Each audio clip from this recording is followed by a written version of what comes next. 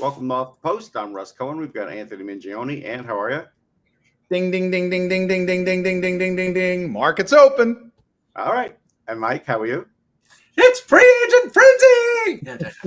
I don't know if I'm acting like that, but okay. Woo! Russ is still trying to come back. He's still in the post-draft travel. It's not even draft. Yeah, it's down. travel. It's like I was out there on a hot day working. Like it's all that. All right. Yeah. So, Steve Cohen in the chat says all the big shows started 2 hours ago. Well, we're making you wait to just get the anticipation going. yeah. there. Well, thanks for showing up, Steve. Yeah. All right. So I guess we'll go with the most recent deal, the Connor Brown one. I'm surprised he went to New Jersey, but when you give him 4 years at $3 million, there's no way Edmonton can touch that. No, not at all. It's again Edmonton's. It's 2 Stanley Cup runs now, 2 Stanley Cup final runs now, and there's going to be demand for your players, especially when we get the free agencies. So, yeah, between him, in my mind, it makes sense from the Devils' perspective. Size and everything else that comes with Brown, I think it's a solid addition for them. Yeah, but they had to sign Trent Frederick for 8 years at $3.8 million. That was. The 8 years isn't great, but that's a trend now. Like we're going to go over deals where the it doesn't even matter what the. Well, invariably, Russ, we know that there is the regret, the buyer's remorse later on a lot of those deals. But again, it's purely a mechanism to pare down the cap hit as much as possible. Yeah, it's like how can we overspend today and make it work?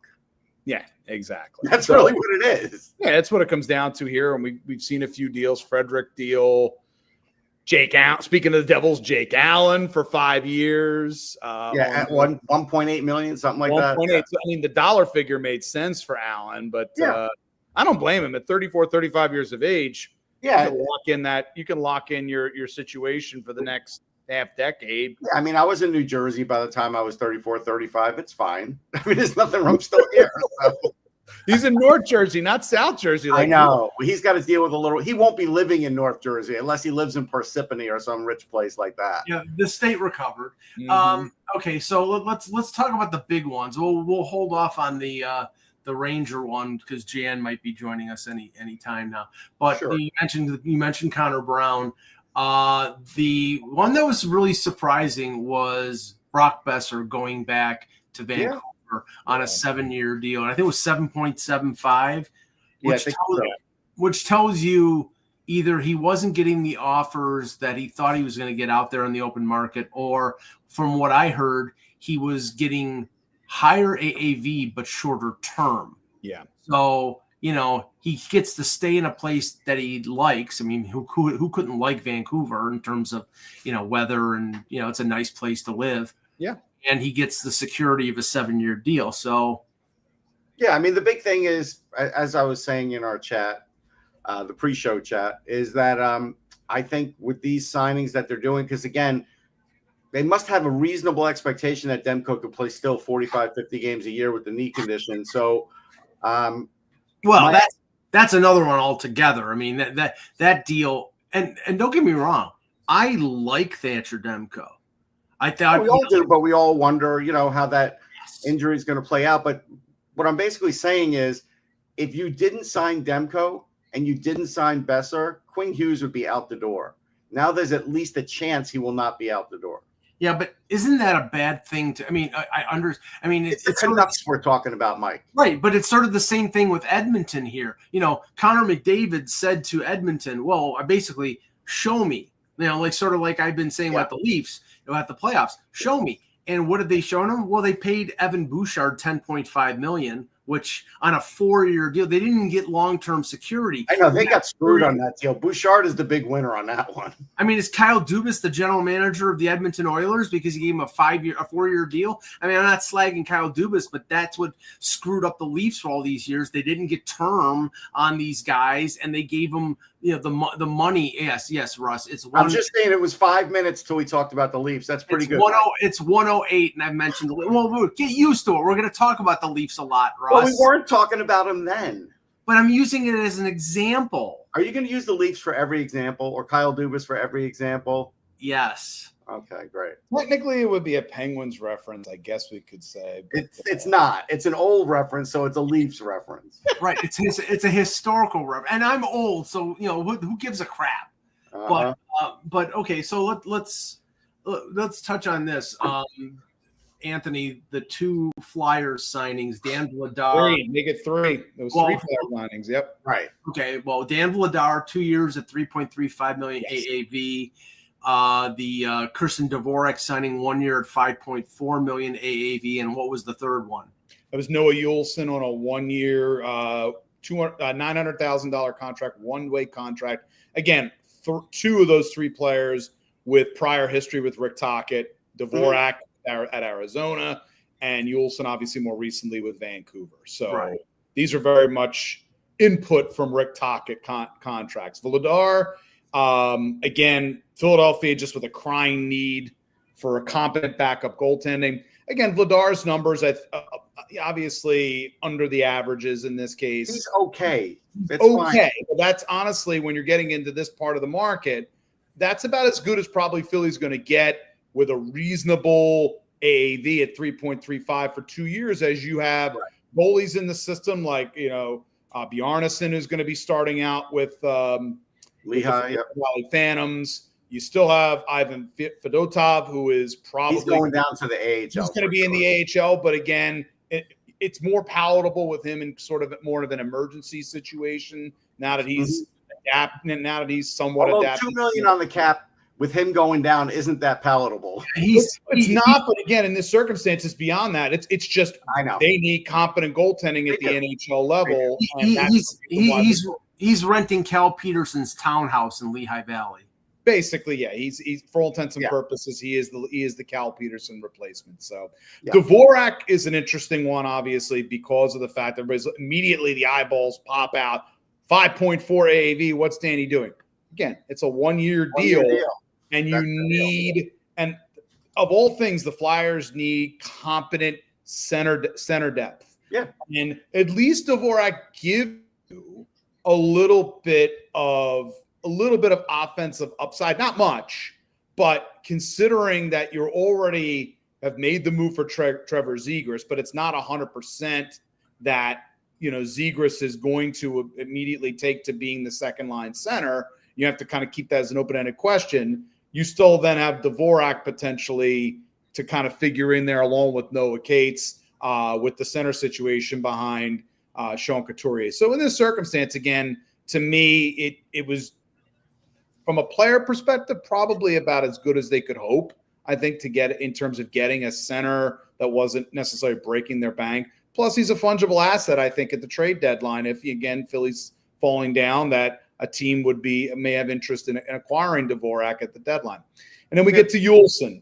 Well, hang on one second on Dvorak. So I like him. He's really good on faceoffs, but the same thing I said about him when Montreal signed him is the same thing I will say with the Flyers signing him. He is not a 2C.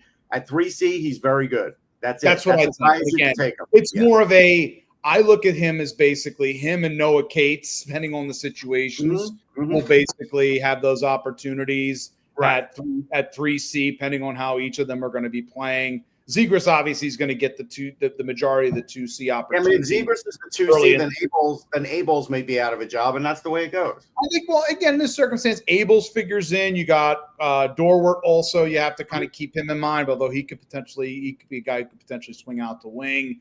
So at least the Flyers have kind of papered, I guess you could say, their center situation to be at least, functional going into the season. And that's about as shape than it was last year. That's all. But with Juulsen, I know he's a Tocchet favorite from Vancouver. And again, having him in here, I said, and people were like, "What? Why are they going to go for a mid-career veteran?" They needed one. They were going to do that. I felt like they were going to do it too. There's no way they were not going to do it, especially when you need to see where things are with Rasmus Ristolainen health-wise. Yeah. So you needed at least someone in this circumstance who could. I'm not saying he's a immediate, he may not even start the season. As a bottom pairing guy, he makes sense. Risto may not even start the season healthy. We don't know. Let me prepare everybody watching the show here for a consistent narrative and a consistent thing that I'm going to say when I see most of these contracts and most of these signings. That's a ridiculous signing. I'll say that over and over. But, the thing is, we have to come to grips that the fact the cap is going up and teams are spending more money and more term. I mean, like Jake Allen getting 5 years or Brad Marchand getting 6 years. It's par for the course, folks. Everybody's doing it. And the one that I just popped here a few minutes ago is Tanner Jeannot, a 5-year deal with the Bruins, which – I mean, a 5-year deal with the Bruins at $3.4 million. For Toronto, I was interested in Tanner Jeannot, but not at that cap hit, and certainly not at that term. The guy had one good year. I know. If you want to get that guy on 98.5 to actually speak out about something, he should speak out about this, not James Higgins. Well, yeah. This is okay.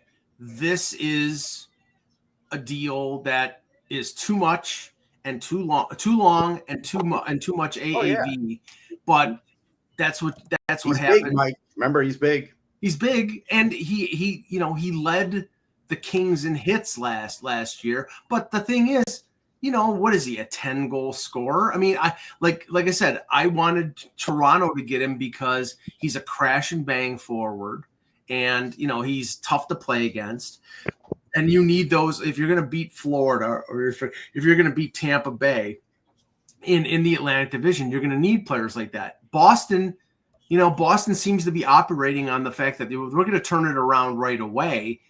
I don't know how the hell they're doing that, but that's apparently what they're aiming for, is to compete for a playoff spot next year. Just remember, Mike, I just looked it up. Michael McCarron had 14 points. He's not an NHLer, but he's big. And he'll lay some hits. And now there are teams that are willing to just give these guys jobs and actually give them long-term contracts to satisfy this big quota.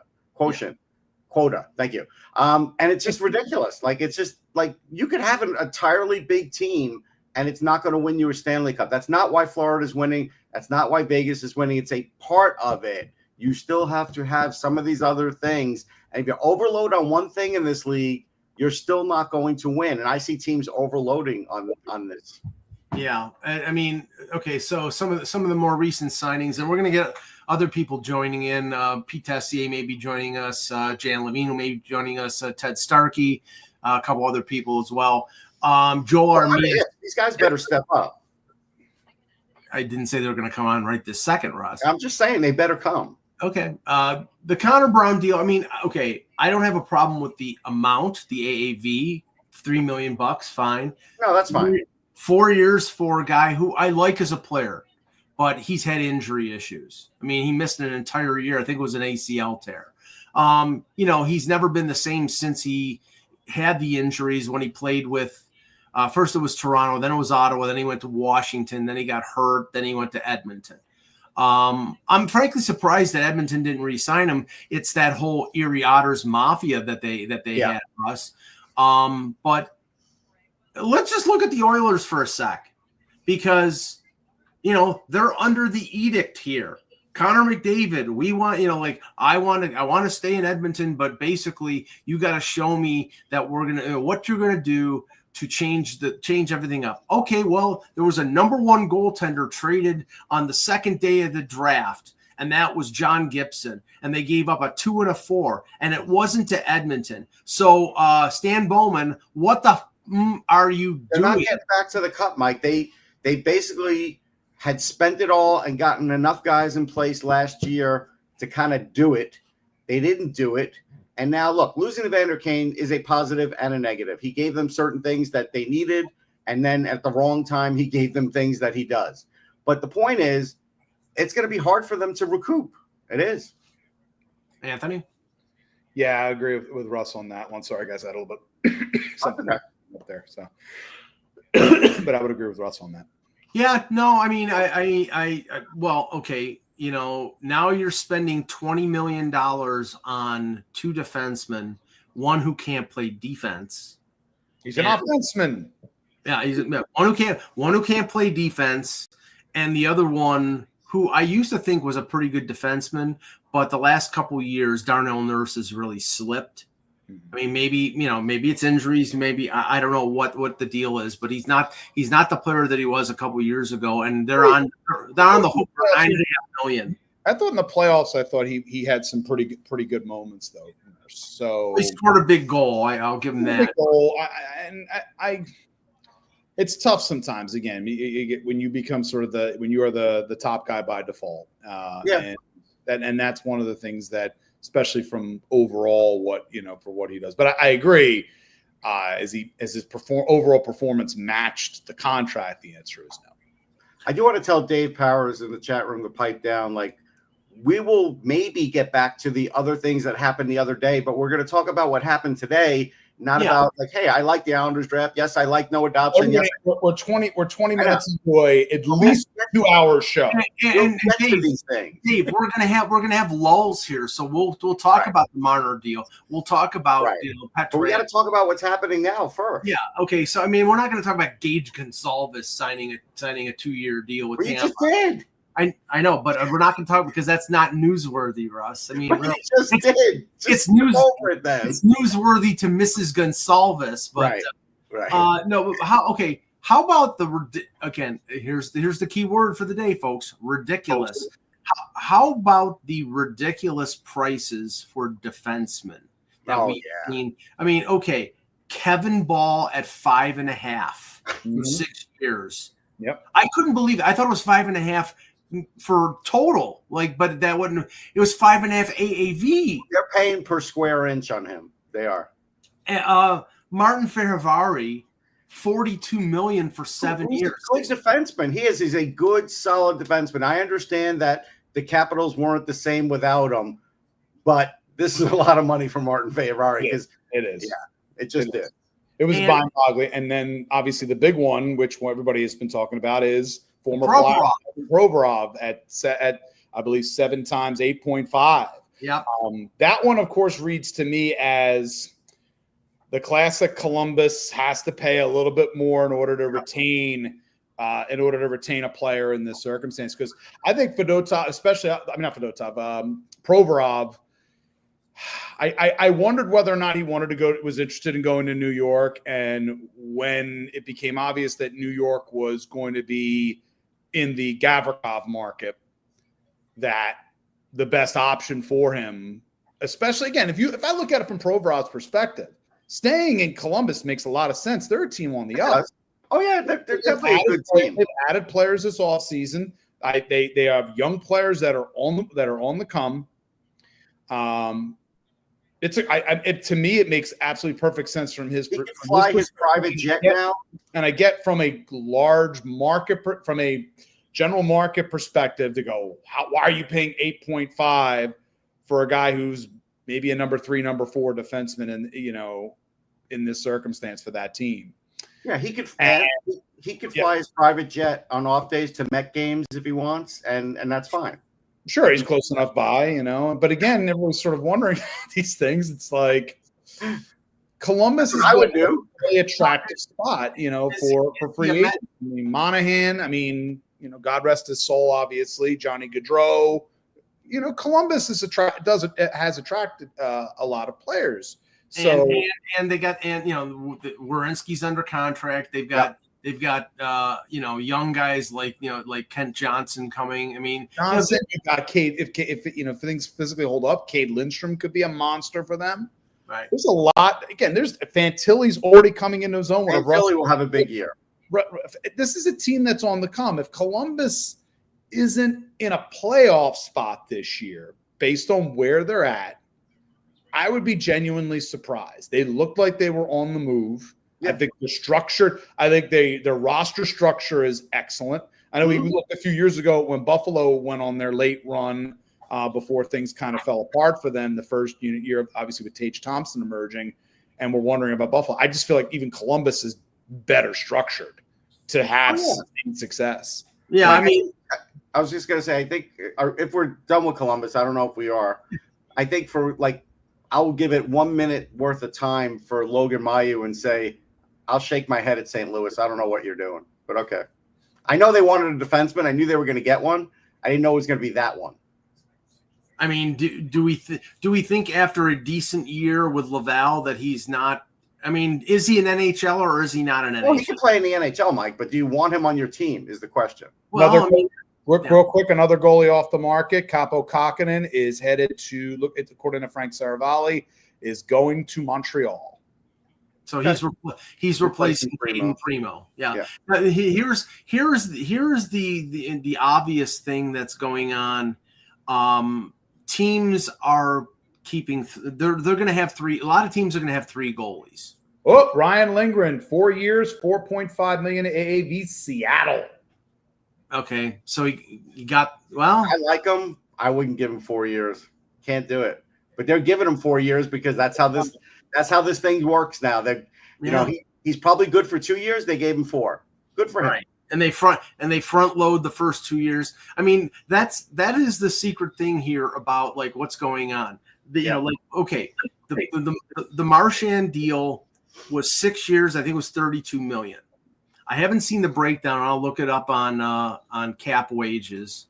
I believe the first 3 years of that deal is overloaded because they can still do that. Like with the new CBA, they can still do that. But so he was going to get offers apparently from Utah or Toronto where it was like $8 million a year for 3 years. So what Florida does is they stretch the AAV out, so he's making 5.25.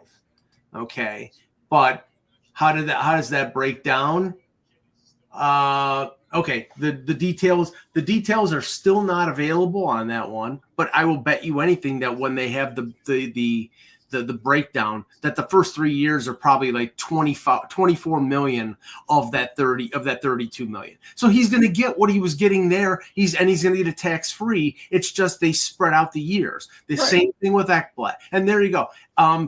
Please, Gary, please tell me the no state tax thing doesn't mean anything because it does.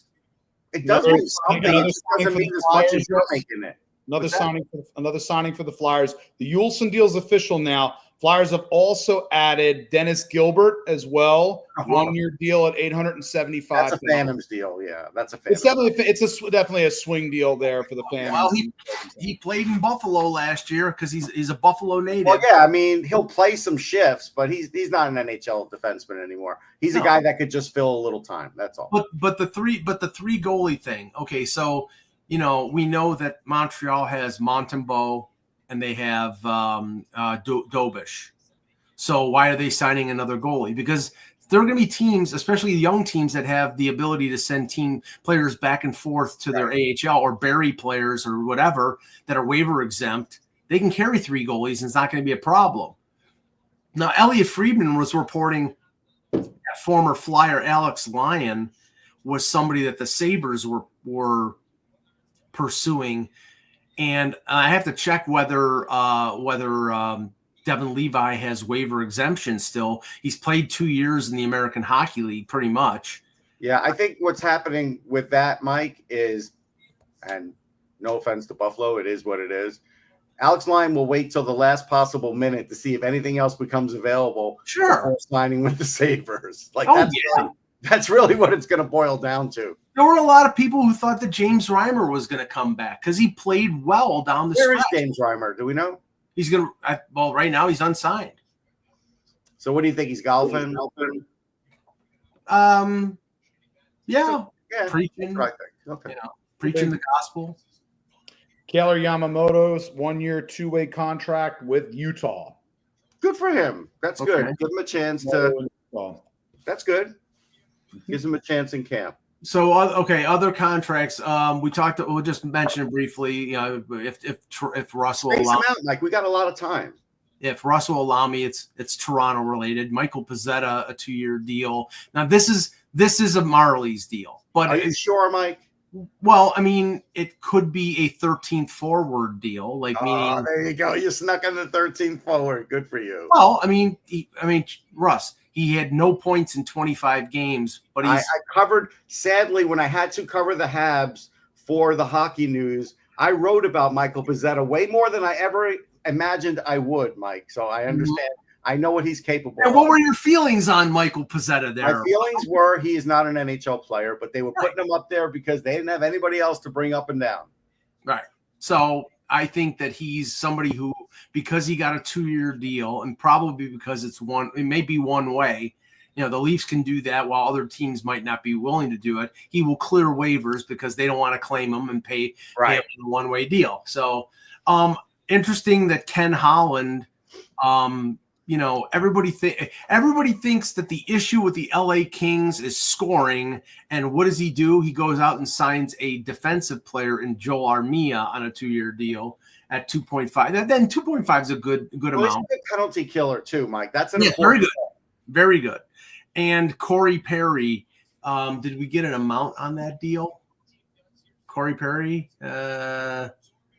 The AAV. It's got to be a bonus contract. It's got to be laden with bonuses. I mean, he's younger than Bartolo Colon was, so I'll give him that. He's skinnier. He's skinnier. Although Bartolo, give him credit. In his last year with the Mets, he only ate ice cream out of those little Haagen-Dazs cups. He did one every day. He kept them in his little fridge. Yeah. He was disciplined to that. He only ate 64 of those little cups. How many cervezas he had? I don't know.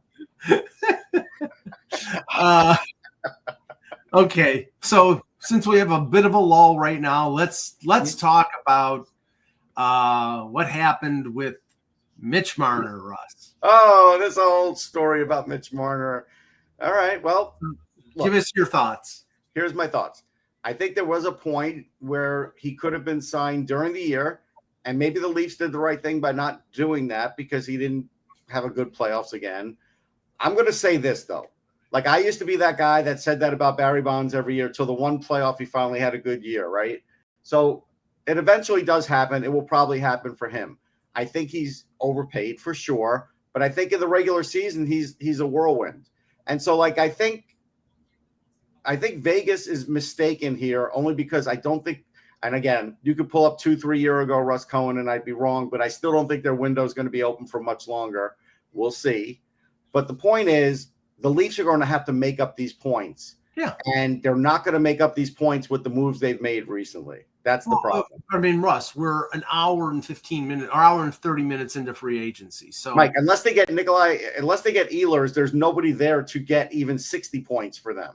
Right. They're going to do it in the aggregate. They're going to add a couple players. Oh, there it is. They're going to do it in the aggregate. Can we talk about how that never works? Like me growing up a Ranger fan, you know how many times I'd see them trade away like a 70, 80-point guy, and it's like, oh, yeah, but we got this guy and this guy and this guy, and it never works. Nick Bjugstad is St. Louis Blue. Of course he is, because he's big. Yes, he's big, and he makes sense. And they just traded Bolduc, which is another contract. That was another thing. That's a mistake. 2-year deal, by the way. Bjugstad 2 years, 1.75 AAV for him. Yeah, so he's a good guy. I mean, okay. Sam Bolduc can play, and that's a mistake by St. Louis. I love that trade for Montreal. Oh yeah, love that trade for them. Yeah, it was outstanding. Especially since the fact that now you've brought in Dobson, you have Lane Hudson. You have Reinbacher coming through the system. Yep. You have Caden Gooley. Maybe they re-sign Mike Matheson, and probably the way the prices are on defensemen. That's what you got. Arbor Jack eye. So you're not loaded on defense, but you're in pretty good place on defense. You can afford to trade a Mayu for a Bolduc. That makes sense. Another goalie signing, David Riddick, is going to the Islanders on a 1-year deal. So he's their third goalie. Yeah, he's a third goalie. I guess because Varlamov kept getting hurt last year, you got to do something. So yeah, but let me give my feeling on the Marner thing, and we are joined by Pete Tessier in Parts Unknown. Where are you, Pete? Well, I'm at Manitoba, Northwest Ontario, NHL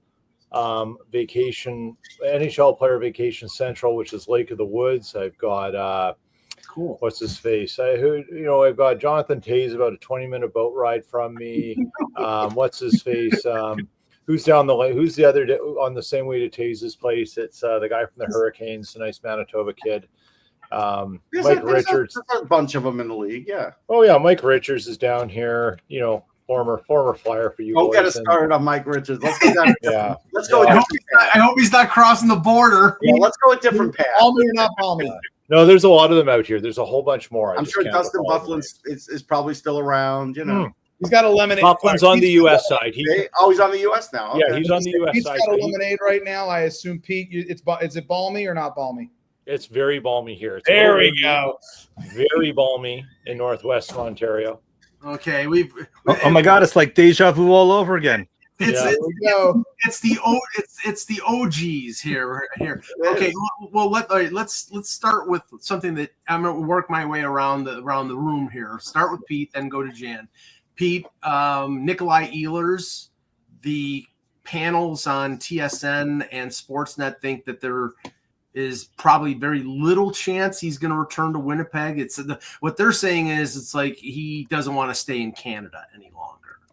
But what have you heard, or what are your feelings? I've heard a few things over this. A little while ago, I was told by someone, basically a Jets player, said, and this is someone who was said to someone very close to me, asked about Ehlers and was said, kind of feeling okay about it, and gave a wink. Okay. I think that was about 3 to 4 weeks ago, and I think that sentiment's changed a little bit, as things do, right? Things move. The interesting thing is, isn't it a little bit surprising, given the stats darling that Ehlers is, and just general reputation, coming off a very affordable contract, that no one's picked him up yet? Don't you think he would have had an offer ready really quick? So there's something there. And one of the things is Ehlers has a bit of an injury history. Yes. And I think if it's true that he's going to get in that 8 to 9 range, if that's the rumors, and I think Elliot Friedman's talked about that, then I think there's going to be a few teams apprehensive on term. Yeah, I would be. Well, that was the talk about Besser, was the fact that some of the offers out in free agency were more than what Vancouver was offering. It was 8.5, but they were only offering 3 or maybe up to 5 years, and he got 7 from the Canucks. He couldn't get the 8 because he waited until today. The 8 would have been only if he had signed before yesterday or before that. So that there were, we know there were injury questions about Besser, but he ended up going back to the Canucks because they were probably offering him the most term. Okay, Jan, the Rangers have been busy. We had the Gavrikov signing. We had the trade of Keandre Miller to Carolina. Do we know what they got back from Carolina, or is that still up in the air? Carolina's supposedly working on an extension for him, so we probably won't hear anything until terms of the extension are agreed to, and then we'll find out what the compensation was. Well, what are your thoughts on those moves? So I'll take the Miller one first. So I've referred to it a little bit as Brady Shea 2.0, partly because, as you know, Shea blossomed substantially when he went there, right? Granted, he had a pretty horrific year after he went to Nashville, especially because Carolina really couldn't afford him last season.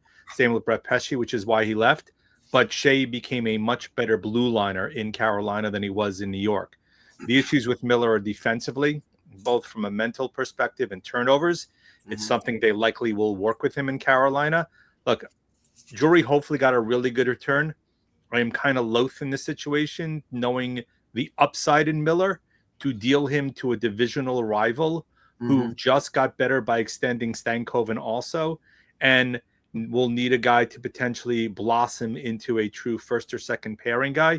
So even if the return warrants the trade of Miller to Carolina, I really don't. I would have much preferred him if he went out west, somewhere out of the division, and became that kind of defenseman, than having to face him during the season, but especially also during the playoffs.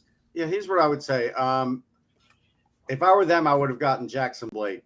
Like, if you get him, that's fine. Then you could this is palatable. Miller does need to be more stronger in the corners too. Like, he basically his physicality fades sometimes. So, like, he didn't have a good year. Nobody had a good year on the Rangers. Like, we know that. Chris Drury's just in desperation mode. And so, like, would it shock me if Carolina kind of got the best of this deal? Would not shock me. No. Jan, okay, so Gavrikov signing Go ahead, 7. sorry, Anthony, you were going to say something. Yeah, I wanted to ask Pete, where do things stand right now in the negotiations with Gabe Vilardi?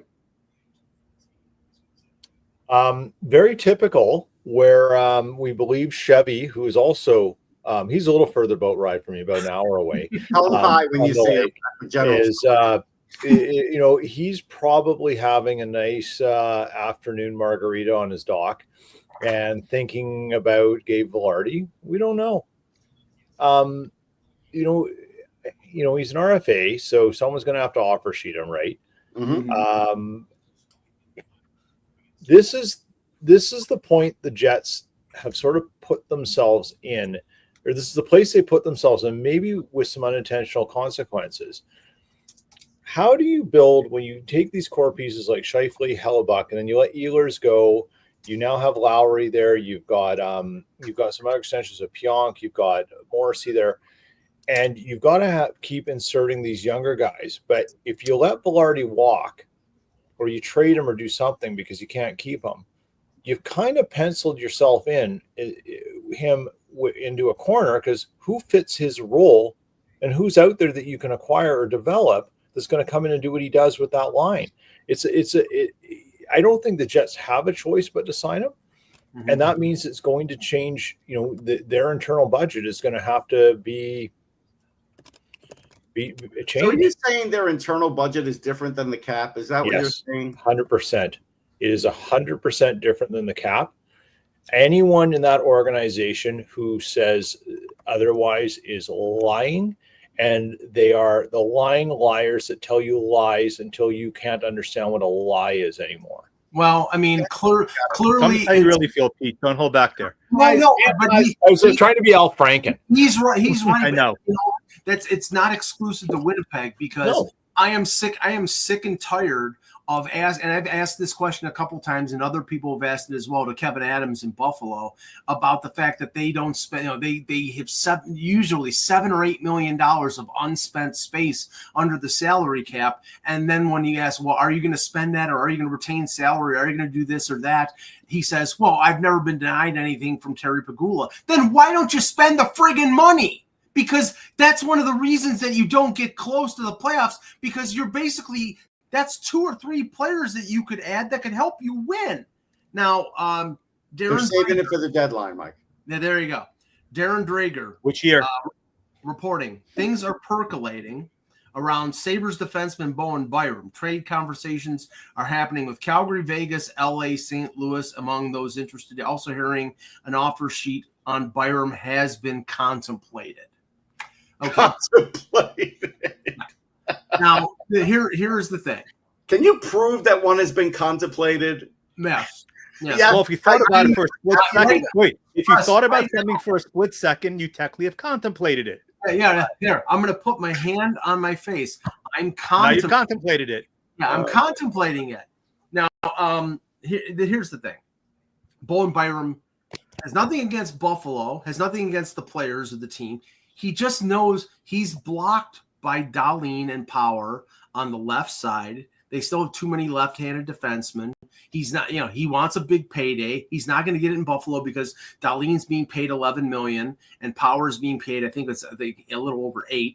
So he's not going to get his big payday. He's 2 years away from unrestricted free agency. So he wants out. He wants to go someplace. So maybe his agent, and I think it's Pat Brisson, but I'm not 100%. No, it's Darren Ferris. It's Darren Ferris. So there you go, folks. Darren Ferris will find any way to get a client out of a particular situation. I doubt that Bowen Byram is going to be on this team. Adams basically said a couple days ago, well, we'd be open to bringing Bowen Byram back on a 1-year or 2-year deal. Yeah, right now, the defense market is flooded. Miller moved. That was one guy. But Rasmus Anderson is out there. And there are a couple other now I don't think Nick Perbix is anywhere close to Bowen Byram, but I'm saying there are options in free agency. Neil Pionk is another one. Neil Pionk. Okay. Well, Russ, with the fucking ridiculous prices right now that are going on with Kevin Ball getting $5.5 million, Neil Pionk's going to get $7 million. I mean, he serves a purpose. I'm just going to say it like this for the Sabres. You're going to go 15 years without the playoffs, so it doesn't matter. Like I won't comment on the Sabres anymore because they're not making the playoffs. Well, I'll comment on them later, but I want to go back to Jan because it's just not. No. Okay. So Jan, the Gavrikov deal, 7 years at $7 million. I mean, there had been speculation that they would have been in on Provorov had Provorov hit the market. But what do you think of Gavrikov? So first of all, he's the perfect pairing guy for Adam Fox. There's no question about that.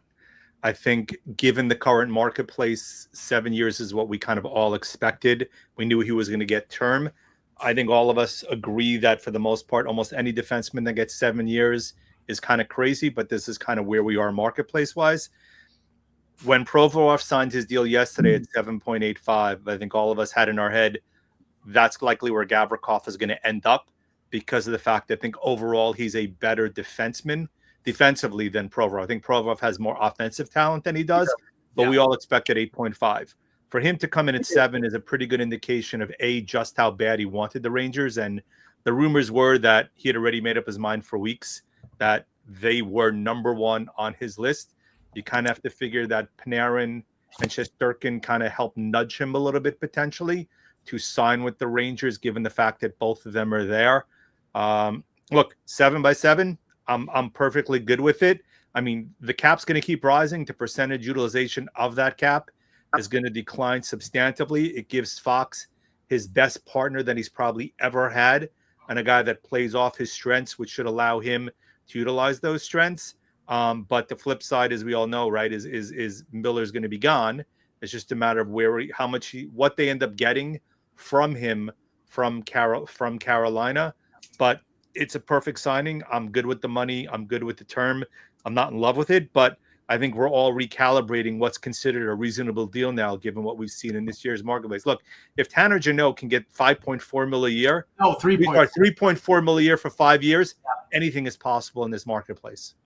Yeah, I mean, we were talking about that before, Jan. It's like I had interest in Jeannot in terms of Toronto, but no way I would have gone 3.4, and no way would they have gone 5 years. It's just, I mean, I like him as an energy guy, but after that one big year, I mean, Tampa Bay learned the lesson the hard way when it came to him, and they recouped some of the draft picks when they traded into LA, and LA didn't offer him any kind of deal. So yeah, the prices are ridiculous. They're clearly. I would rather have Trent Frederick than Tanner Jeannot, Mike, and I think that's all they did was just replace one for the other. For 8 years? No, but he's better player than Tanner Jeannot. That's the whole thing. I'm not disputing that. He's just years anymore. Years don't matter anymore. It matters to us because we'll die soon, but years don't matter otherwise. Wow. Well, speak for yourself. I'm just kidding. You're the oldest person here, I think. Yeah, I am. Okay. So CJ, extending on the Drager report, the feeling is the sweet spot on this falls at 7.02 million on the on the compensation scale for an offer sheet. If that deal comes in under that, the compensation will be a 1 and a 3. Dangers matching is that you would be walking Byram straight to UFA next summer while losing the ability. If the team offers him a 1-year deal, why would they do that? Why would that's all they can do? He doesn't want to stay there. He might not agree to more than that, and that might be hey, all right, we'll just sign you to the 1-year deal, and we'll try and keep trading you. Well, I think you have a better chance of the Sabres not matching the offer sheet if you offer him like a 7 or 8 year or 7-year deal and not a 1-year deal. The 1-year deal they'll just match. They'll match. I mean, I guess. Who knows? Depends on the term. Depends on the amount, though, Mike, doesn't it? No, but this is the thing. Okay, so the Sabres in the last 5 days have made 3 trades, and they were all based on being, well, fiscally responsible, meaning cheap. They traded Sam Lafferty and $2 million salary to Chicago, dumped it on the Blackhawks for nothing, a 6th-round pick. They traded Connor Clifton and gave up a pick at the top of the 2nd round to dump his $3.3 million salary, and they got Connor Timmins back and if they qualified him, would be about 1.3. So they saved $2 million there. And Utah, with the deal with Peterka, they didn't want to pay Peterka what he was looking for. So they've saved all this money. Where the hell are they going to spend it? What's this, Anthony Mantha to Pittsburgh? Yep. Sure, because, why not? Well, he's recovering. You're in a transitional state, so I mean, this is not necessarily one of those deals that's surprising. I mean, what is Dubas doing? This is the greatest hope that a This Penguin is he is playing NHL 25 GM mode. He's lost. He's trying to. It's a train wreck. You know what he's hoping to do here, Pete? He's hoping Mantha has a good year and he can flip him. That's what he's doing, to get more draft picks, so he can take more guys from Sault Ste. Marie. Yeah, but the best thing that could happen, Pete, and I'll let you go. Best thing that could happen to a Pittsburgh Penguin fan is that Ron Burkle and Mario Lemieux get the ownership back of that team. Other than that, you don't have much hope. It is.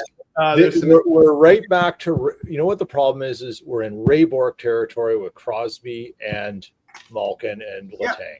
We're right back there. It's time someone's got to tap Dubas on the shoulder and tap Crosby and talk and get them all three of them in a room together and say, hey guys, where do you want to go?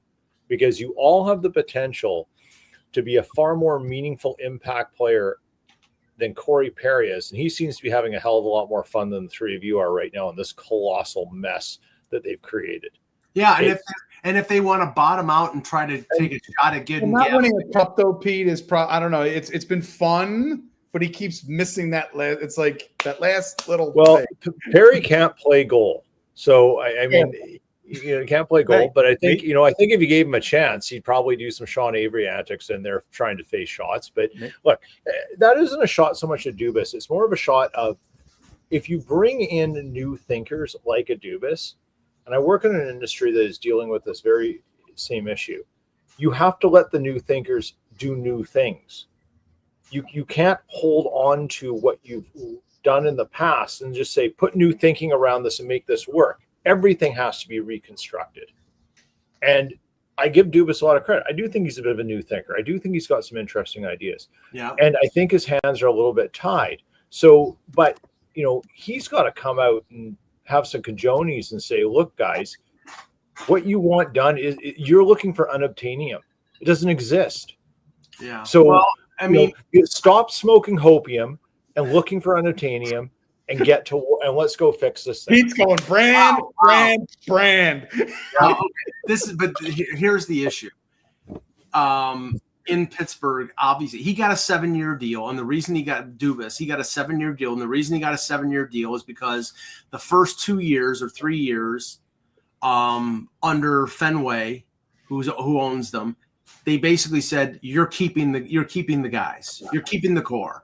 And as old and decrepit as they are, you got to build around them and try to win with them. Sullivan staying, Crosby staying, Malkin staying, Letang is staying, everybody's staying. Okay, well, it's falling apart. They know it's falling apart, and Dubas has sort of done his best to, trade who he can. Like, I think we're going to see Brian Rust traded. I think we're going to see Raquel traded, and then maybe they go to those three guys and say, Sydney, do you want to play with your buddy Nathan McKinnon in Colorado? Or Malkin, do you want to finish in New York or LA or someplace like that? Letang, I don't know if he's ever going to play again. He's had so many health issues. Can they dump some unsuspecting team, dump Tristan Jarry on some unsuspecting team? There's going to be, the best thing for that franchise right now is bottoming out and try to get Gavin McKenna in the draft first overall next year. But are they going to do it? Probably not, because I don't know if the ownership will let them do it.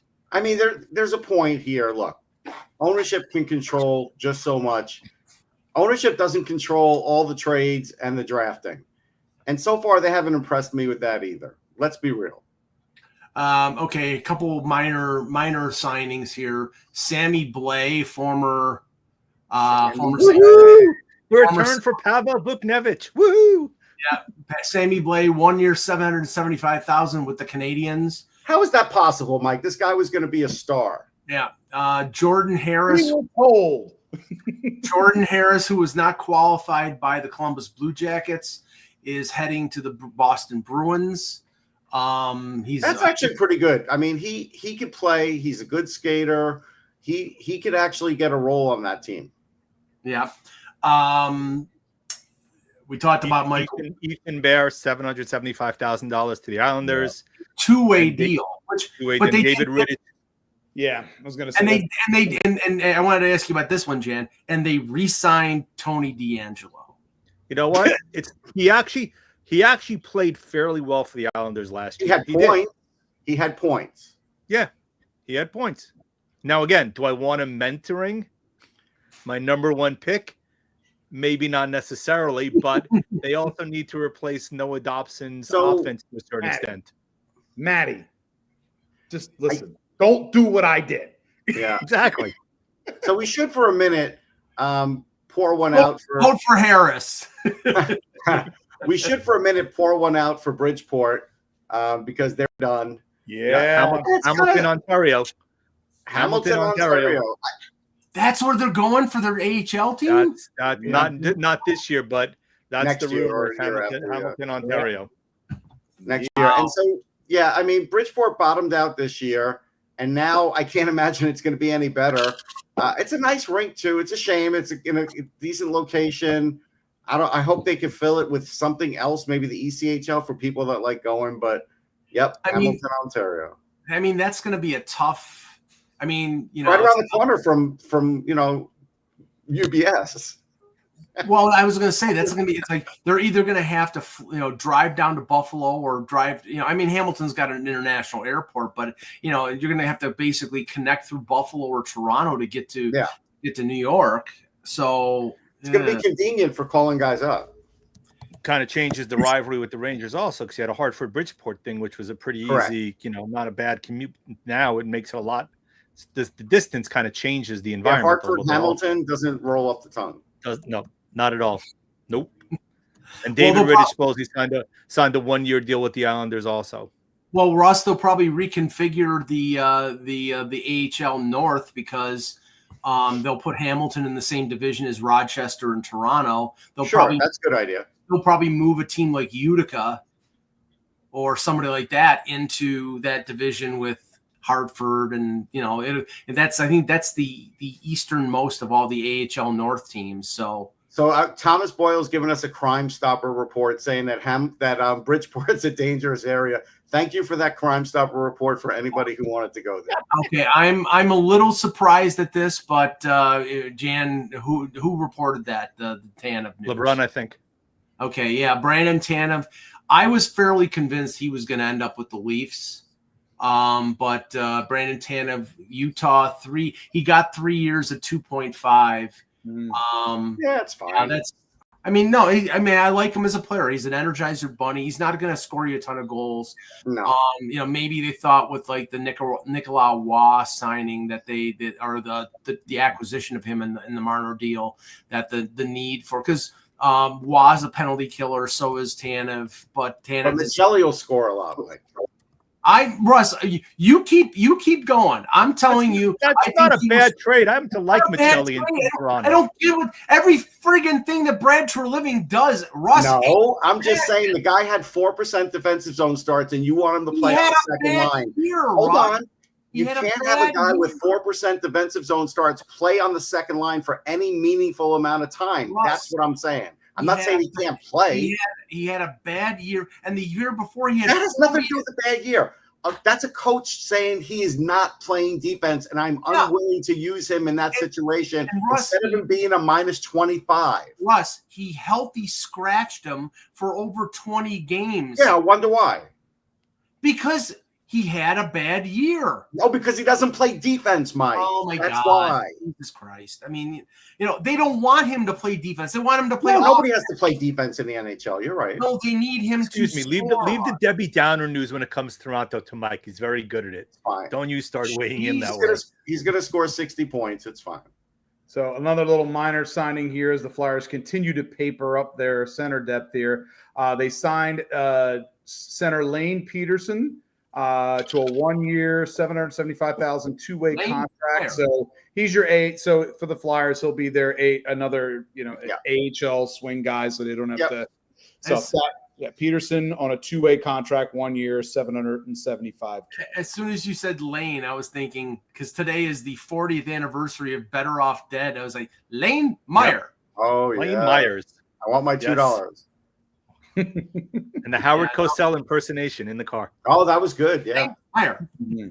Yes. And the girl in that movie was one of my favorites, Diane Franklin. Okay, but so Tanev, 3 years. I mean, I think he basically took the term there. Maybe Toronto was only going to give him 1 or 2 years. Russ, I do now. I think now I think you could see Mangiapane in Toronto. I think that's been rumored, and that makes sense because he could score some goals. Right, and then I think there are going to be players moving out of Toronto. I think you're going to see David Kampf probably get traded. Yeah. I would bet David Kampf ends up in New Jersey, where Sheldon Keefe is. Yeah, Jan, I wanted to ask you about that. The Lindgren signing with Seattle. Again, the defensive prices lately are obscene. Kevin Ball, $5.5 million, Fehérváry, $6 million. I mean, I like Provorov, but $8.5 million in Columbus, I thought was over the top. And now Lindgren, who a lot of people think is over the hill, or worn down from all the abuse that he took with the Rangers. He's definitely worn down, that's for sure. It's he got worn down a bit. Most of us in New York had a Dan Girardi 2.0 view of Lindgren in terms of the physical abuse that he took, because he's not a big defenseman at all, but blocking shots, taking hits. We used to call him RoboCop 2.0 because he would leave the game, need to be stitched up, and end up coming back like 5-10 minutes later.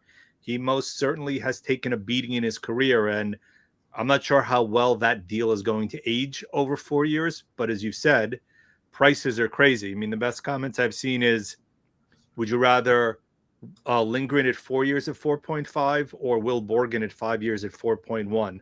Not quite sure I'd want either one of them, but it just goes to show you how crazy the market price has gotten in terms of defensemen this year. Yeah, I mean, I liked Lindgren as a defenseman. I like those shutdown defenders, and I thought him and Fox were a great. He doesn't have the foot speed, Mike. That's part of the problem. Yeah. Also, he's not a fast defenseman.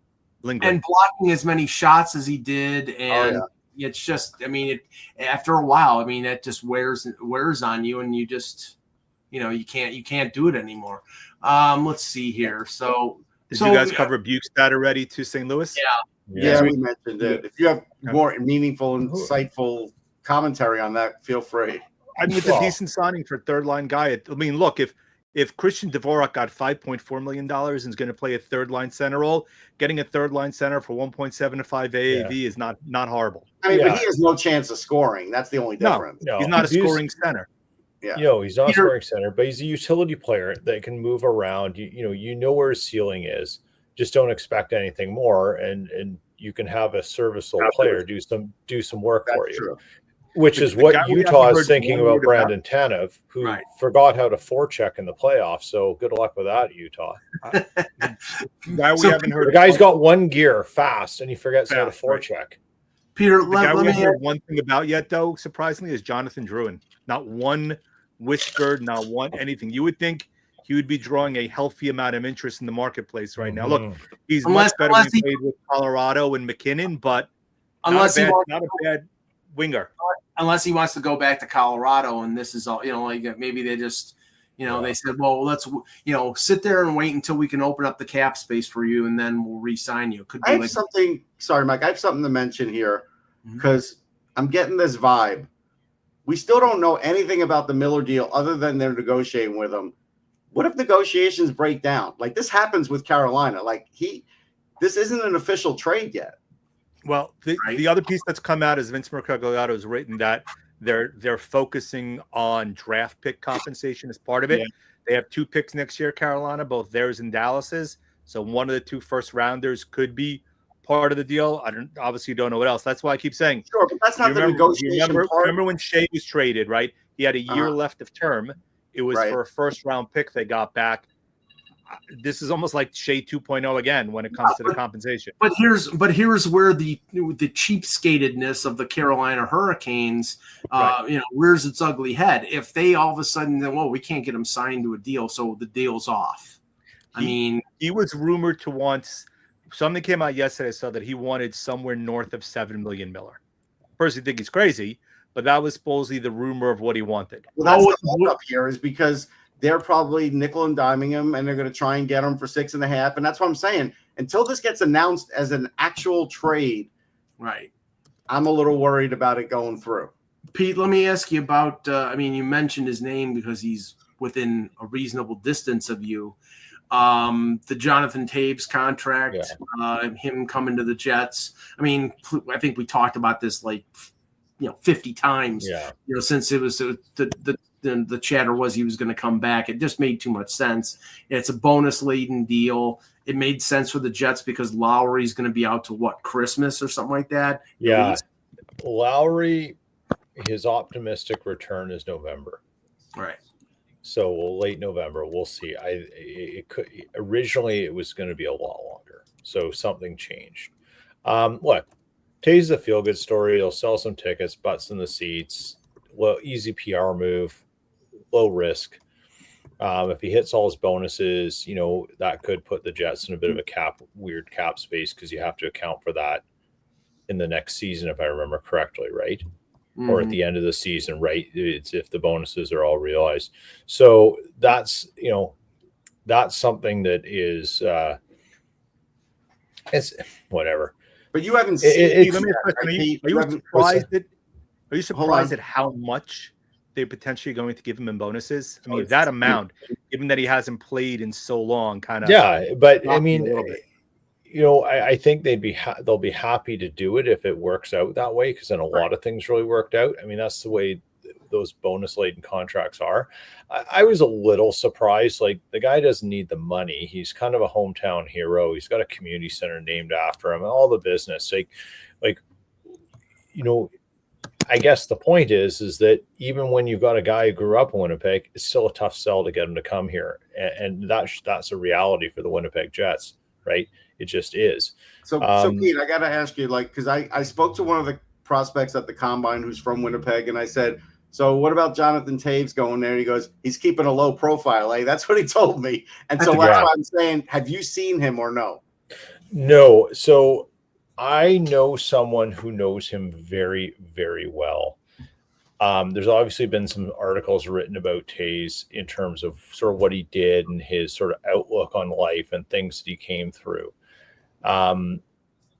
He's internally apparently a very, very different person, and a lot of the things that he sort of did in his sort of I would call it a wellness exploration for him, as he sort of looked at some alternative thinking to his medical conditions, was understanding some things within himself.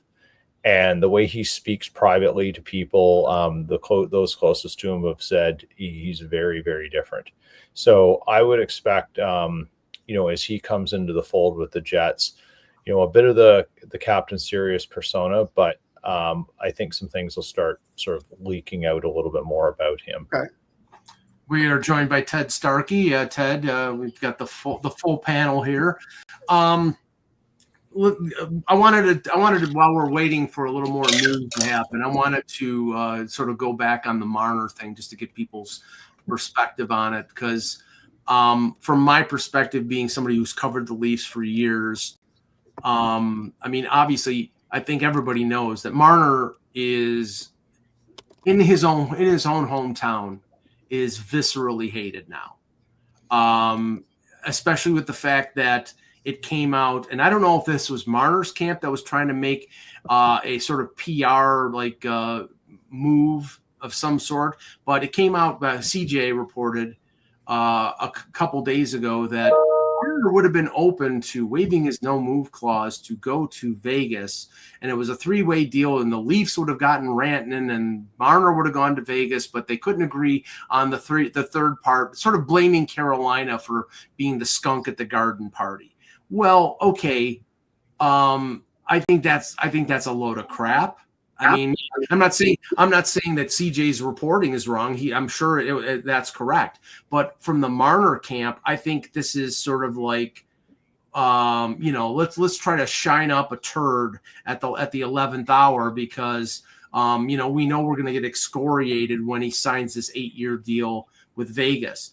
In the end, the Leafs got something for a guy who was going to walk out for nothing. And I think Nicolas Roy is a very useful forward. So in the end, the Leafs got something, but this leaves a bad taste in the mouth of a lot of Toronto fans, but I'm sure he doesn't care. He's got $12 million for the next 8 years. You know what the good thing about this thing is, Mike? We're not going to hear about Paul Marner and Mitch Marner's camp anymore. That's going to go away. That whole drama is over because he's out of Toronto. Yeah, because he got his 8 years. He got his $96 million. But we're not going to have to report on it anymore. But Russ, you'll report on it when he gets bought out in a couple of years when Vegas realizes he's a choke artist in the playoffs. But I'm joking. So Ted, Mike, impartial. Wait. Impartial. I asked. Please, impartial. He can't. I'd love impartial. Hang on. Remind the teenager again. There's 5 other people. God. I asked Ted first, then Jan, you can destroy me. You can blame Russ for jumping in. It was a Ted-directed question. Yeah. Russ had to jump in because Russ was too rough. What happens with Mets fans? Okay, Ted, go ahead.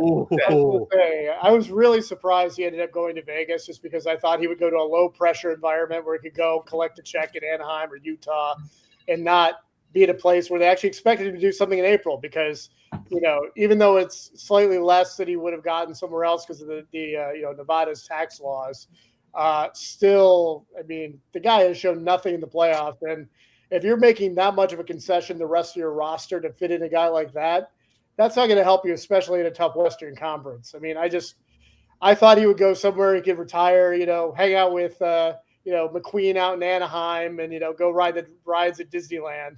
But instead, he's went to a market that they're actually expecting to do something. Granted, it's not Toronto, but they're still going to have expectations from him. And, and if he doesn't, I was going to say he's probably cognizant. I'm thinking though, Ted, that he's probably cognizant, and I'm sure he's heard the fact that everybody's like, well, it's too intense in Toronto, so he's going to go to a softer place where the expectations are going to be different. And by going to Vegas, he kind of subverts that a bit while not having to be, the guy per se there. There's expectations, but there's also other players that are there in Vegas and a pretty good structure. So I look at it as he's kind of subverting things a little bit here with a competitive team. Yeah, I agree with Anthony. I agree with Anthony. Of like a year, maybe 2, but after that, he's got to put up or shut up at that point. Yeah, but okay, that's for his legacy, but he's not paid to play. No player is paid to play in the playoffs. So let's remember that. They don't get a paycheck. They're playing for their legacy. The prize money's going up, Pete. Remember, the prize money's going up. Yeah, they might be able to buy. They might if they make it to the Stanley Cup final, you might be able to buy a used Yugo with it. That's how much money they get compared to everyone else. Bennett's contract is partially driven by what he did in the playoffs. Certainly not what he did during the regular season. I don't disagree with that, but they're only paid in the regular season. So you're paying $12 million. We only get paid, but we also know, as you said, legacies are made, but he's getting part of his contract. Mike, do me a favor. Who else materially stepped up for Toronto always in the playoffs? Well, that's the whole point. He's got now Mitch Marner. Please show me the list of all the guys who have raised their games substantially in the playoffs.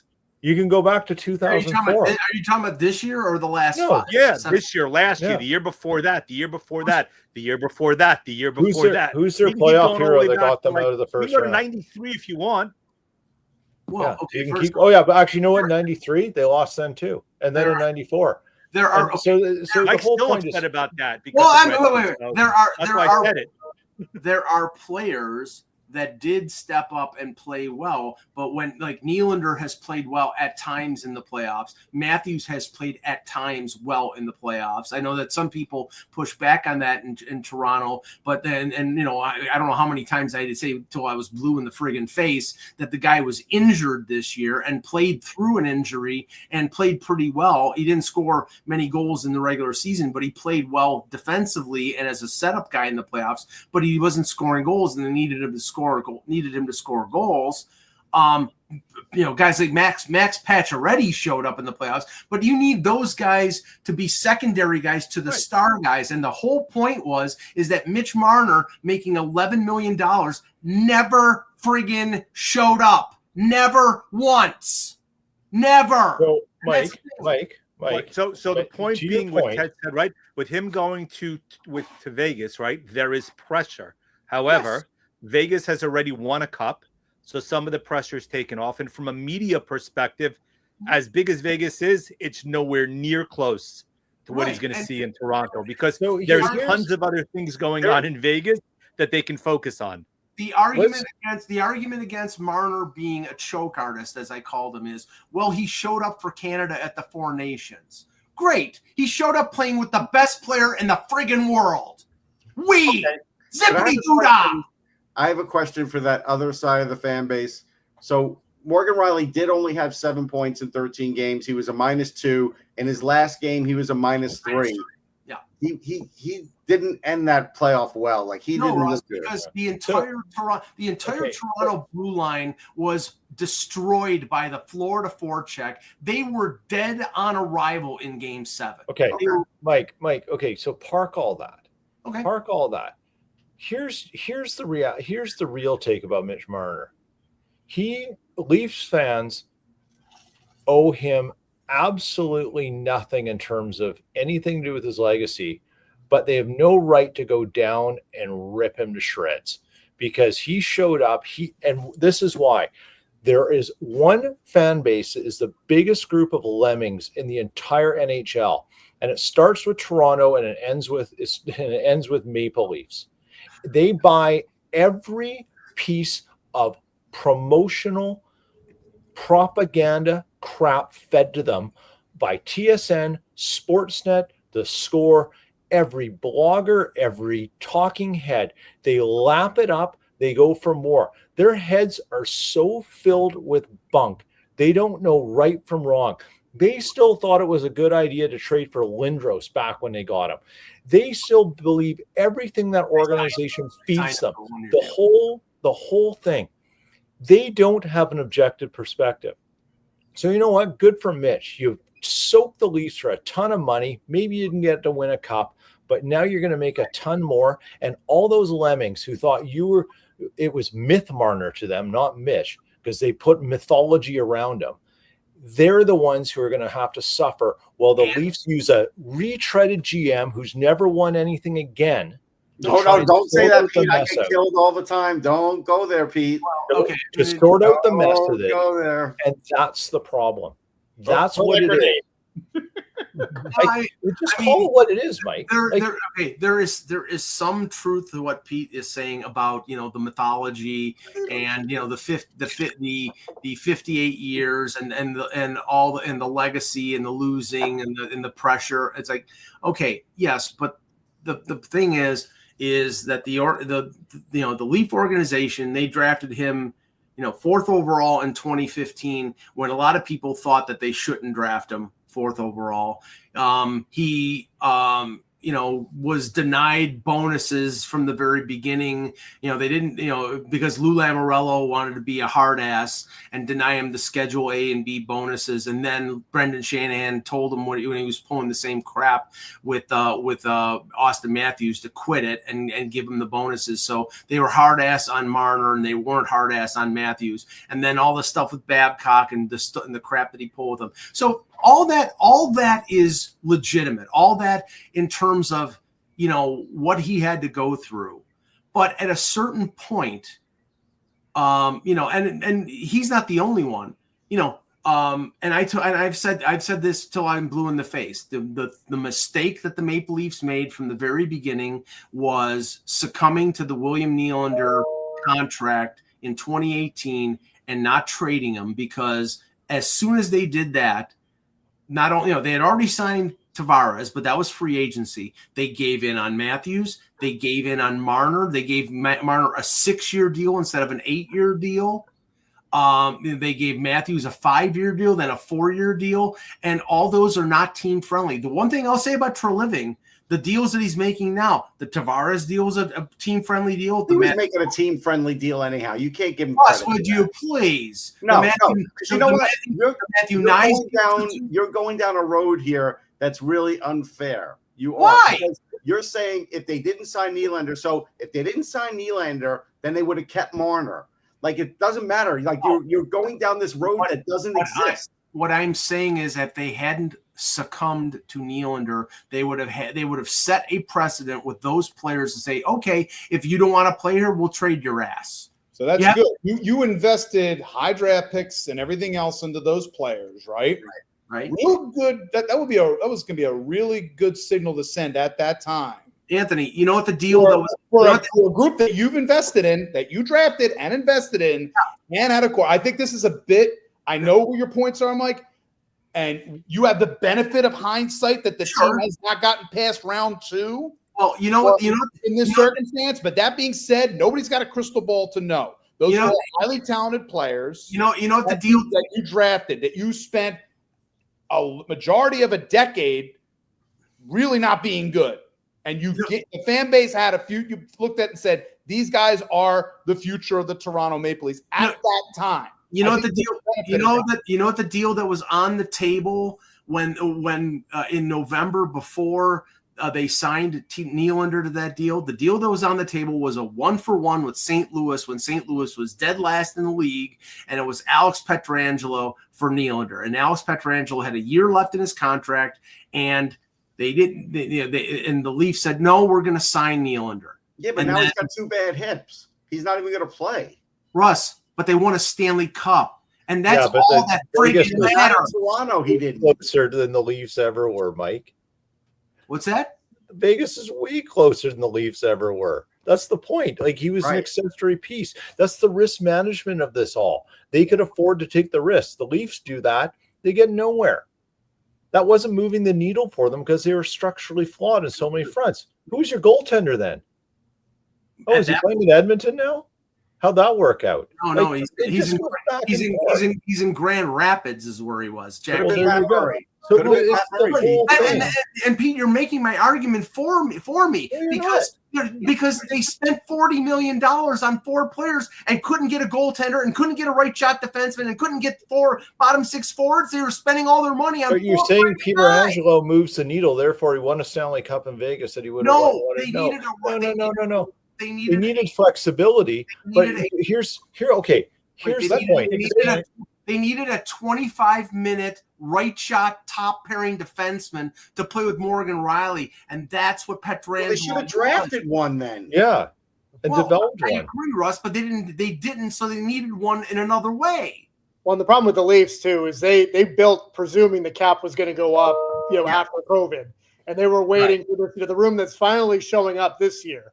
But they were hoping, we're going to have room down the road. We're going to have room down the road. We're going to bury it under the rug. Right. They were the team that probably got burned the most by that because they had so much invested, and that cap just went up so slowly that they couldn't really afford to keep those guys. But they did because they wanted to.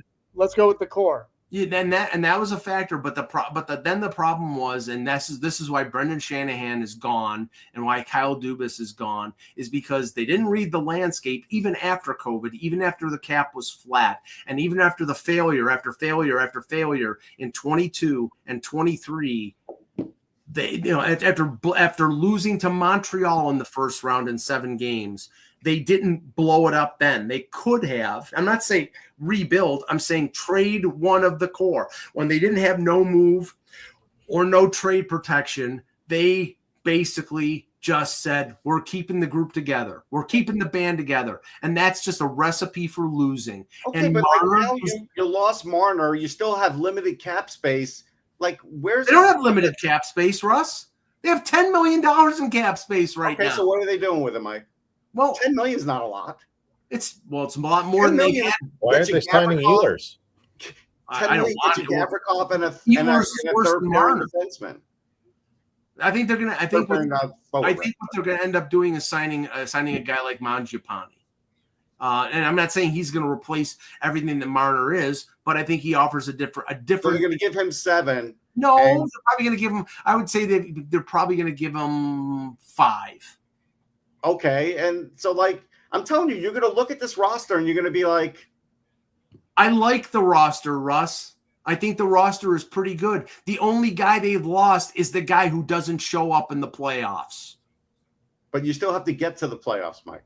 And they're not capable of making. I'm not saying they're not capable. I'm saying they're going to be a different team now, and their offense isn't going to be as good. Yes. And you have to hope that their goaltending is something because they still could have a problem in net. Their goaltending is something. That's not proven, Mike. Their goaltending is not proven. Okay, well, we'll see. I believe their goaltending. Anybody else other than Mike on the panel said to you that Anthony Stolarz was going to be a good number 2 next year, you would have questioned it. No, I said he'd be a good backup. You would have questioned it last year, though. You were sold on Stolarz. I said that him being a 1A or 1B and playing 40 games was questionable because of his history of injuries. He did play well in Florida, and with the Leafs' improved blue line, I thought he'd be a good backup. But I thought the most important thing, and I said this over and over, Jan, the most important thing last year was to find out whether Joseph Woll was a number 1. And what didn't they do? They didn't find out whether Joseph Woll was a number 1 because they played Stolarz too much, and then they played him in the playoffs. And that's why I question the Leafs goaltending. I don't know if it's good enough yet. I can't tell you that. Who signed Nate Schmidt? Utah. Okay. So Utah's got money to burn, Ted. Yes. Well, like I was saying, this is let the teams save their money, and now the market is really thin. So now you're going to see which teams are just signing guys to signing guys. I mean, Nate Schmidt's a really good depth defenseman, and he did his job in Florida. But, I mean, is he going to be worth that? We'll see. Listen, Ted, Nate gave very good interviews on the ice after the Cup win. That's all I care about. Oh, Nate Schmidt, I remember I talked to him in Bridgeport when I was doing my AHL book. He is a Hall of Fame interview guy. Troy Brouwer, those guys were the best I've ever dealt with. And Nate is. And if you're trying to establish, a young team, a room for a young team, especially with a young, relatively, depending how their defensive core is set up, and you add a recent Stanley Cup. Yeah, I mean, I always felt bad. I always felt bad for Nate because he got traded to Vegas from Washington, and then Washington beat them that year. That was the best team he had. He was a big part of those 2016-17 Caps that the 1-2 President's Trophy. He gets traded, and then the team beats him in the final. And he kind of bounced around, went to Vancouver, went to Winnipeg, but in Florida, he was exactly what they needed. He gave them talent. Deep in the lineup, he took advantage of what minutes he got, produced some big goals in that first round against Tampa, and was solid all around. Ted, we were connection, right, to Pete? Again, with Maurice and everything, that all works out there. He goes to Florida with Maurice and finally gets his cup. Well, and okay, I was thinking because obviously that the Panthers everybody's going to want to play for the Panthers, even though they have no cap space. So you're going to have, now that Nate Schmidt has gone, now who is going to be that veteran defenseman who they get on a veteran minimum contract to go there to try to win a cup? And I think it's going to be Brent Burns. I think it's going to be Brent Burns for crying. Oh, and some people. The other option you can do, I think you may see a lot of teams do this. You can kind of get away with a guy from Charlotte for a couple months. See what the market's like. Because the market right now, if you're in the trade market, you're waiting to see what other teams can't afford. Right. That's what I just wrote for San Jose. Yeah, that's what they're going to do. Which money, which team does not want this guy anymore? If you don't find the guy, Florida's good enough. They're going to make the playoffs with or without that 6D. Yeah, they play in March to get you over the playoffs. They played Uvis Balinskis for a lot of games, and I don't think he's anything special, he's but got a ring. But he's got a ring, exactly. So, but Brent Burns doesn't have a ring. He's 40 years old. 40. I bet you he goes on a veteran minimum deal I with can see it. Yep. Yeah. Okay, so Yeah, so I mean, we've petered out the Marner.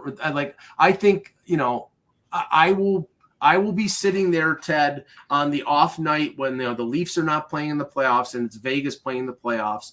I will be sitting there when with popcorn, well buttered with a little Cajun seasoning maybe or whatever, popping it in my mouth, watching Mitch Marner not doing anything for the Vegas Golden Knights. Well, Sarah McLaughlin playing in the background for him. The most hated team in the Golden Horse. The angel. Yeah, Mike, just want to ask you what round of the Leafs out of the playoffs at that point? Russ, I don't know. Okay, I'm not. I was Karnak, not Brent Burns, but so let's talk some. How much for Perbix? Sorry, how much for Perbix? Did they any report there? Doesn't say. Okay, Nick. So Nick Perbix, 2 years from Nashville. I mean, Nashville's got they got money burning in their pockets, Ted. So I'm sorry, Pete. Go ahead. No. I guess the thing that we sort of skirt around the issue. You talk about, okay, you can go through the Leafs, make all the jokes, we can have our arguments and stuff. Let's not fall into the Leafs vortex forever. But now you see some of these signings. How many of them are copycat signings to kind of build like the Panthers, because that's what we keep seeing, and how many of these teams are actually adding players that align with some form of identifiable strategy to get better? And that's the thing that I keep wondering about with a lot of these things. Going back to certain things, like you go to the Panthers, well, they got a lot of attention on them. People like players like what they've done. Other GMs do, fans, bloggers, whatever you want. There's a bit of attention on there because there's some success. How long is it sustainable, right? So a lot of hockey wears the body down. Can they bring it back for a third year? It's kind of interesting. But if you take them away and say it's very unlikely they're going to make it back to a third year, just the probabilities of the league and what it's like now. Yeah, sure. Who's pushed it enough so far to do it? And I think the key is someone's going to go in and kind of take a bit of a deep dive into this at some point and say, what are the teams and what did they do and when did they do it? Because the Panthers have timed some things very well. Vegas has timed some things very well, right, in terms of what they did. And even the Oilers timed a couple things well to get where they were. Give them credit, even though I just had a little bit of bile come up my mouth when I said that. But, even they have. And I think there's something to be learned from how good teams, contending teams, continue to follow a process and when they do things and how they do them. Mm-hmm. And I don't know if I've seen anything so far this year that says anyone here other than the Panthers is really doing anything that's going to move the needle for them. So Pete, I have a date for you, a year rather, 2019. Like after the Panthers started to get Verhaeghe, things started to change because they got a gift on that. Yeah. And then they started doing some other things, and that's when they really started to work. And they lucked into Matthew Tkachuk wanting out of Calgary for nothing. And then they got Sam Bennett for a second round pick and Neil Henneman. But you have to be ready to take advantage of others' mistakes and opportunities, absolutely, right? Yeah. There you go. Okay, so I got the old defenseman I got right. I just got the wrong old defenseman. Jeff Petrie to Florida. There you go. I thought he was pitching for the Tigers. I forgot where he was. He did in '84. He was still playing hockey. Let Randy in the chat know because he said the Flyers signed Petrie. Where has he been? Petrie? Detroit. Oh, yeah. Outside of Detroit. He goes to the Panthers. Perfect late career thing. It's what all snowbirds do, Pete. Yeah. Go to Florida. And they'll end up going there playing really well. Palm Springs or Texas or Arizona. Depends where you are. Right. They'll end up being a very good defenseman for them. We all know that's going to happen. Yeah. League minimum plus bonuses, according to Elliot. Yeah. This makes sense. But he's a good extra guy. He is. So, okay. But Ted, I wanted to ask you about, although just one thing on Florida, and then I'll ask Ted a question. The one thing about Florida, okay, they kept Bennett, they kept Marchand, they kept Ekblad, they got the all these guys on friendly deals because they're getting more money because of the no state tax thing. Mm-hmm. They've got Lundell locked up, they've got Verhaeghe locked up, they got Reinhardt and Barkov. I mean, they've got it made. The one problem here is if all of a sudden Sergei Bobrovsky gets old, then is Daniel Tarasov going to stand in as the number one goaltender? I would say this about Tarasov is that I think that this is where the general manager knows him and drafted him and knows maybe a little more about him and maybe the areas that need to be developed with him over the next few seasons. I agree in the short term, if he goes down, it could be troublesome for Florida, but I could also see Florida going out and getting somebody too in the meantime. But I'm going to give him that opportunity here, I think. Yeah. I think the one thing that gets Florida whenever they lose is just going to be the wear and tear. I mean, I thought it would happen this year. To their credit, they showed a little bit of blip in the Toronto series, and that was about it. I mean, they also changed out some players to they when you swap out Tarasenko for ostensibly Marchand, right? Almost in this case. And you swap out, defensively, you add a Seth Jones to the mix as well. It stretches the huge ad. And the thing is, too, like with Marchand was injured before the playoffs, so he got a nice rest coming in. I mean, obviously Kachuk was hurt, but he also was off for a while. Seth Jones was a huge ad. Like, nobody gets to add Seth Jones like that. Like, Chicago, that's what I'm saying. Chicago, I don't know what Chicago's doing because, like, basically, I don't want to say getting Seth Jones is like getting Saquon Barkley, but it really, for a defense on that team, it solidified it. Well, I mean, it was a dead zone in Chicago. He was rotting there. I mean, it was toxic. I mean, it's just such a badly constructed team right now. I feel sorry for some of the players on that team and the fans there. I mean, they won 3 Stanley Cups in the last 15 years, so I don't feel that sorry for them. But after the way that organization has had a fall from grace, I mean, Bedard I still think he's going to be an excellent player. Ted, what I wanted to ask you is about the defensive prices. The Ferravari contract at $6 million a year for 7 years. I mean, I think he's a good defenseman. Don't get me wrong. It's like, and maybe I've just got to adjust my perspective on things because we know the cap is going up. But he didn't strike me as a $6 million defenseman. I think where he got his money is because once he got injured in the end of the regular season, they weren't very good in the playoffs, and they kind of we figured, oh, well, we didn't have this guy. We didn't do much.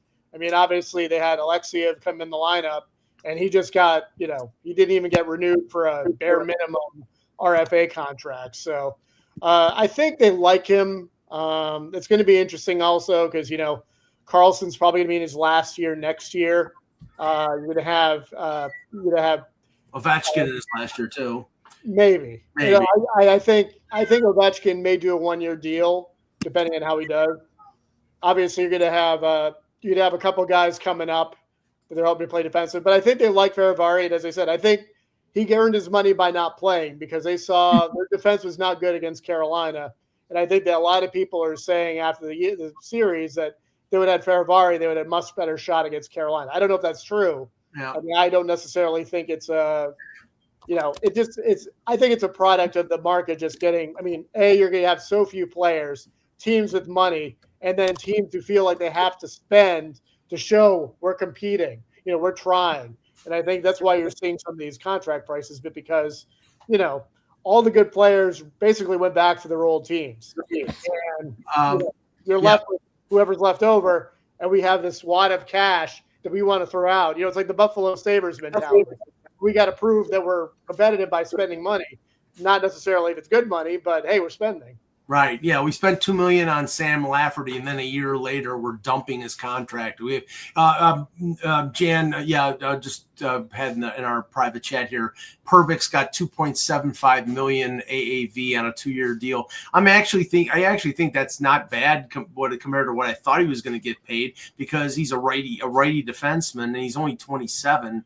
He's not exactly He's not exactly an offensive dynamo, but still, I thought he might get a little more than that based on all the like I said, if Kevin Ball's getting $5.5 million, I thought Perbix would get like $4 million.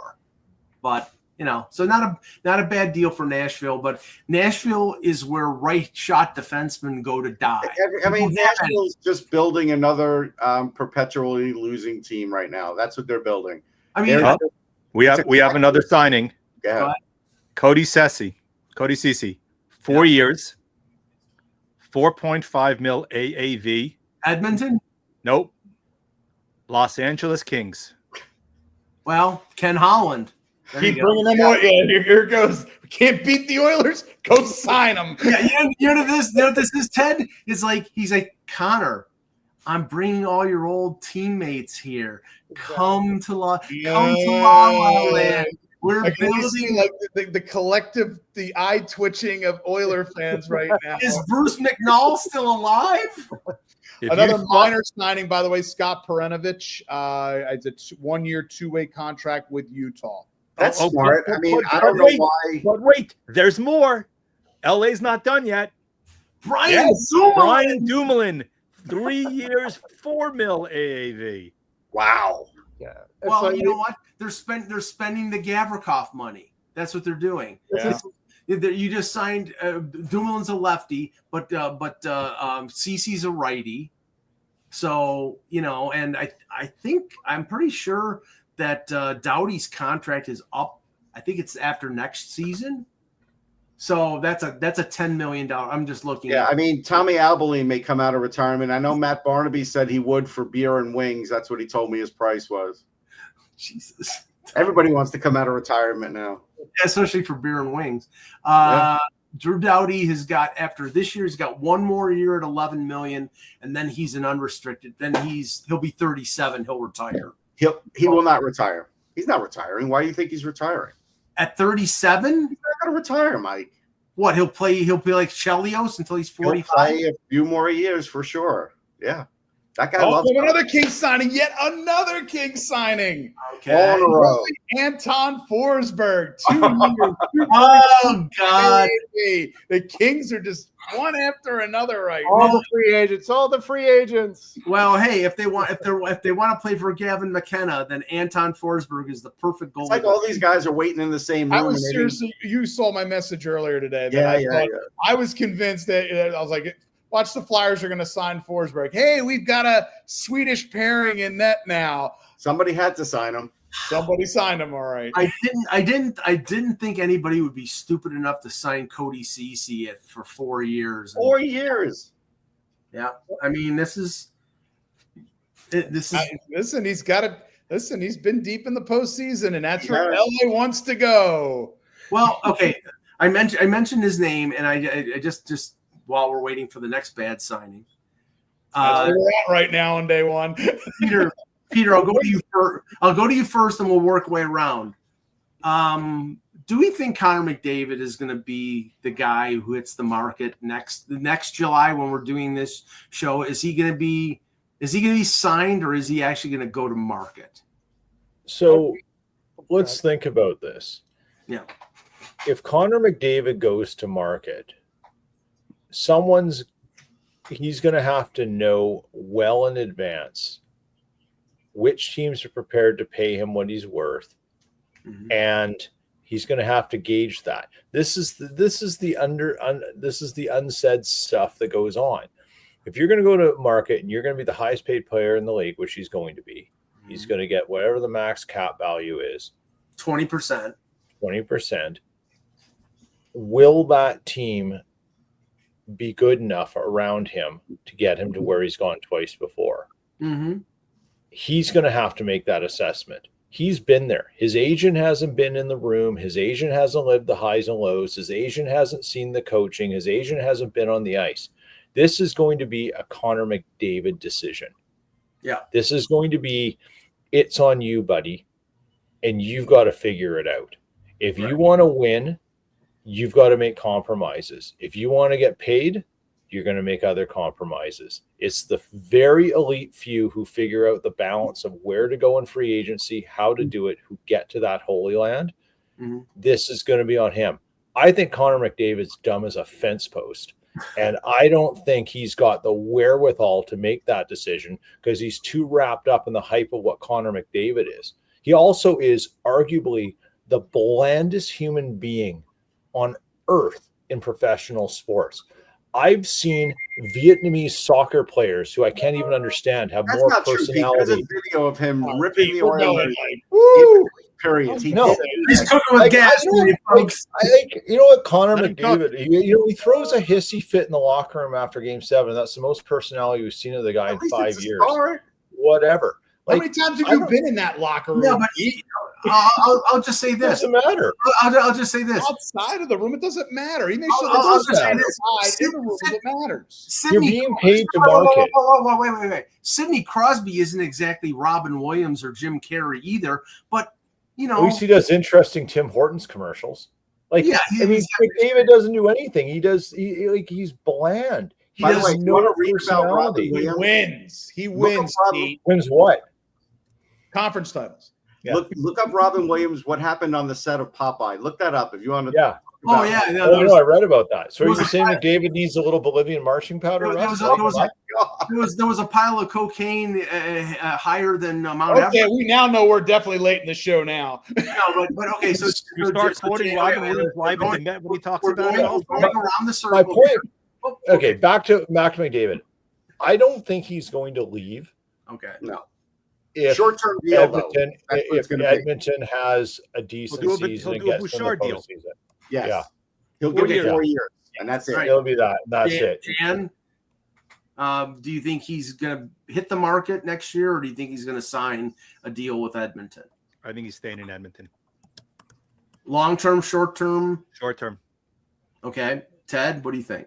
I think he's going to go and say, I will sign with you, but I want a goaltender. I want some defense to come along to the franchise because, quite honestly, the goaltending the last 2 years is not good enough to win 4 rounds.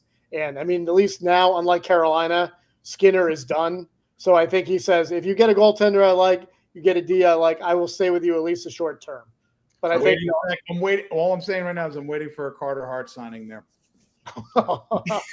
It's well, okay. Sherwood It was, Park. it was stated already. Somebody actually reported that. I saw it earlier. We have a today. signing. Yes. Jonathan Drouin to the New York Islanders. Wow. Islanders.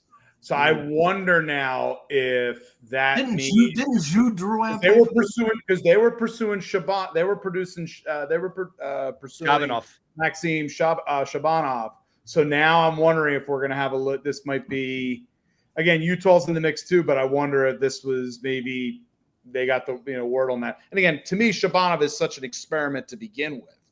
But I do wonder if that takes them out of the 2-year deal, $4 million AAV. Well, and they also say that Cole Iserman is staying in school. He's not going up to the Islanders. So That's a smart move. That's what he should do. he's not ready for the pros yet. He needs another year, especially on a team that's hard up for offense as they are. He's not going to produce it by himself. No. Foxa, by the way, Radek Foxa is re-signing with Dallas, 3 years, $2 million.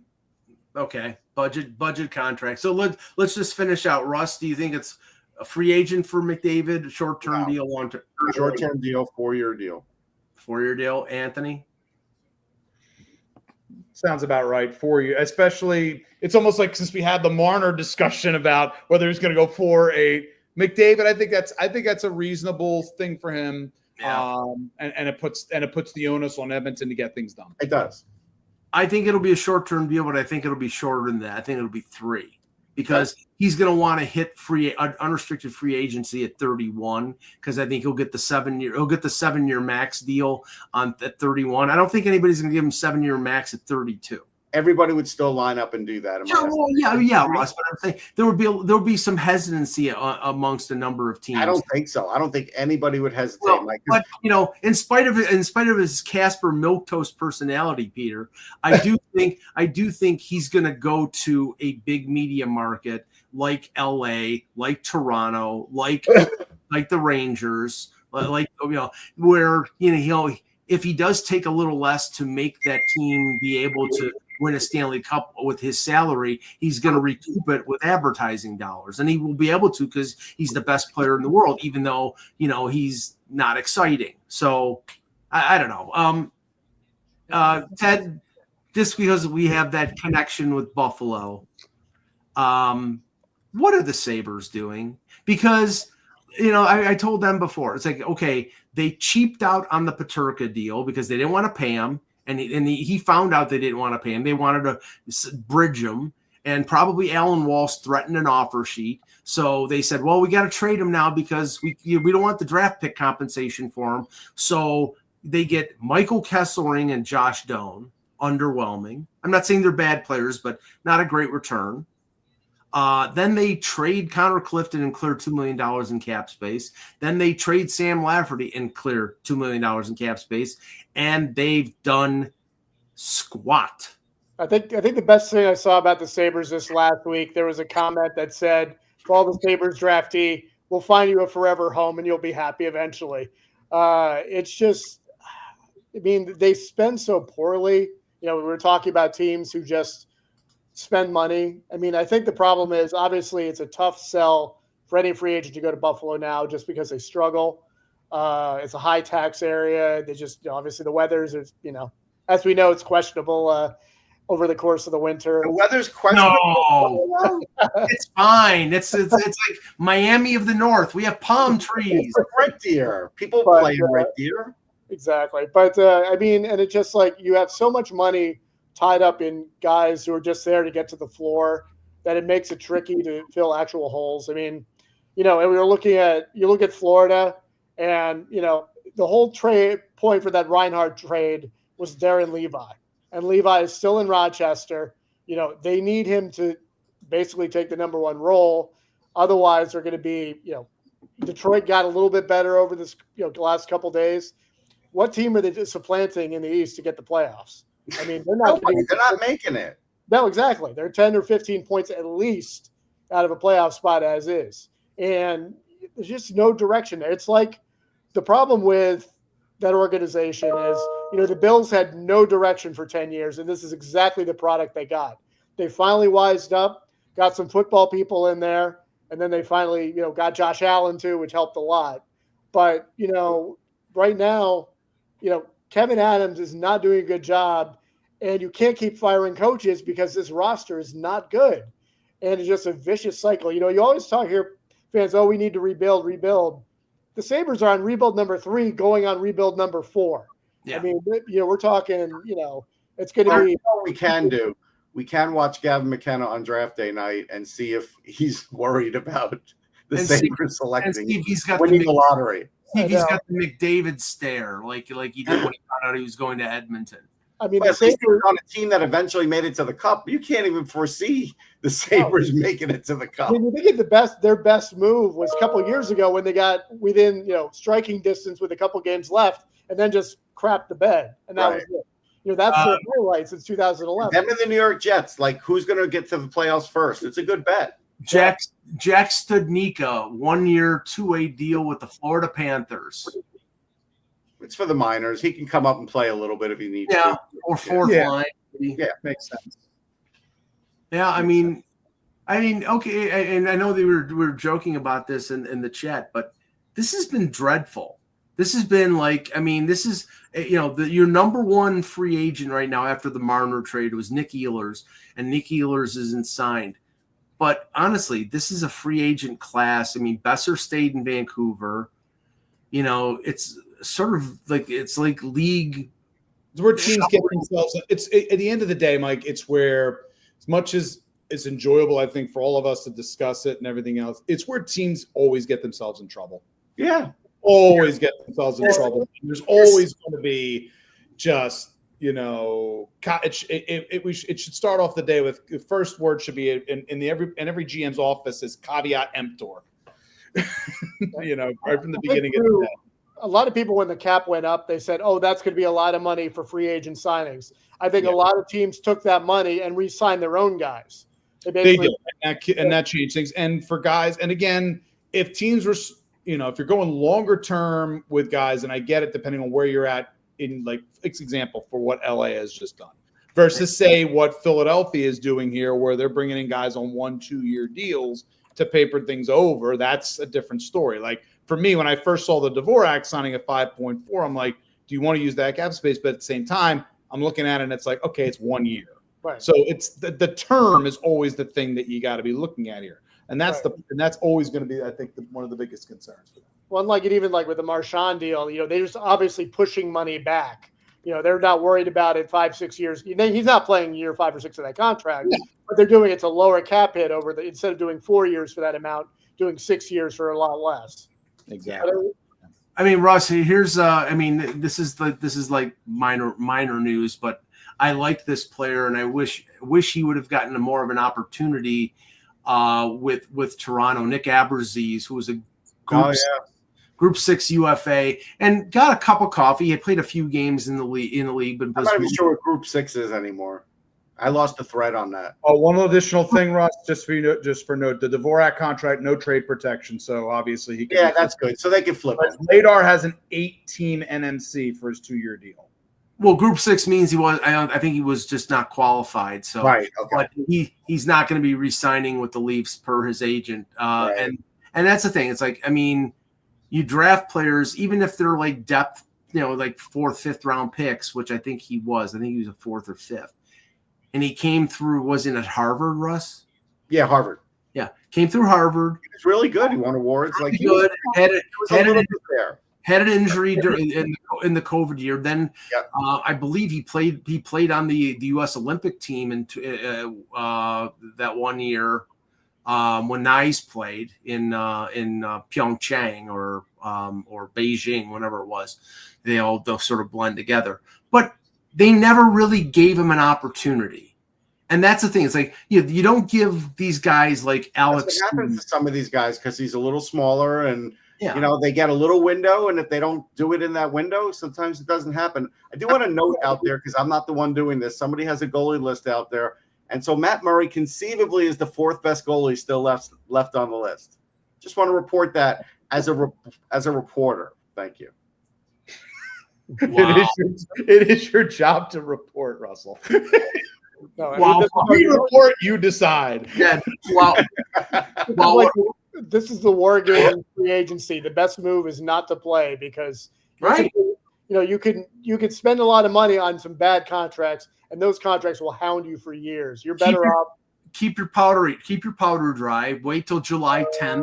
If there are players out there that can still help you, you can get them at a bargain. That's like Toronto hasn't jumped right now. They haven't, they didn't go, Besser signed early, but there was talk about them interested in Besser. There was talk about them interested in Jeannot. There was talk about them interested in Brandon Tanev. They obviously didn't want to spend the money on Jeannot. And I thought, the 2.5 for 3, maybe it was term on Tanev, but they haven't jumped. Now, Michael Pezzetta is that's a depth. Yeah, but I mean, I'll just say this.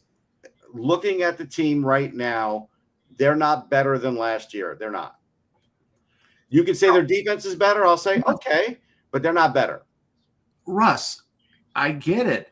But the off season is 2 hours old. Oh, I get it.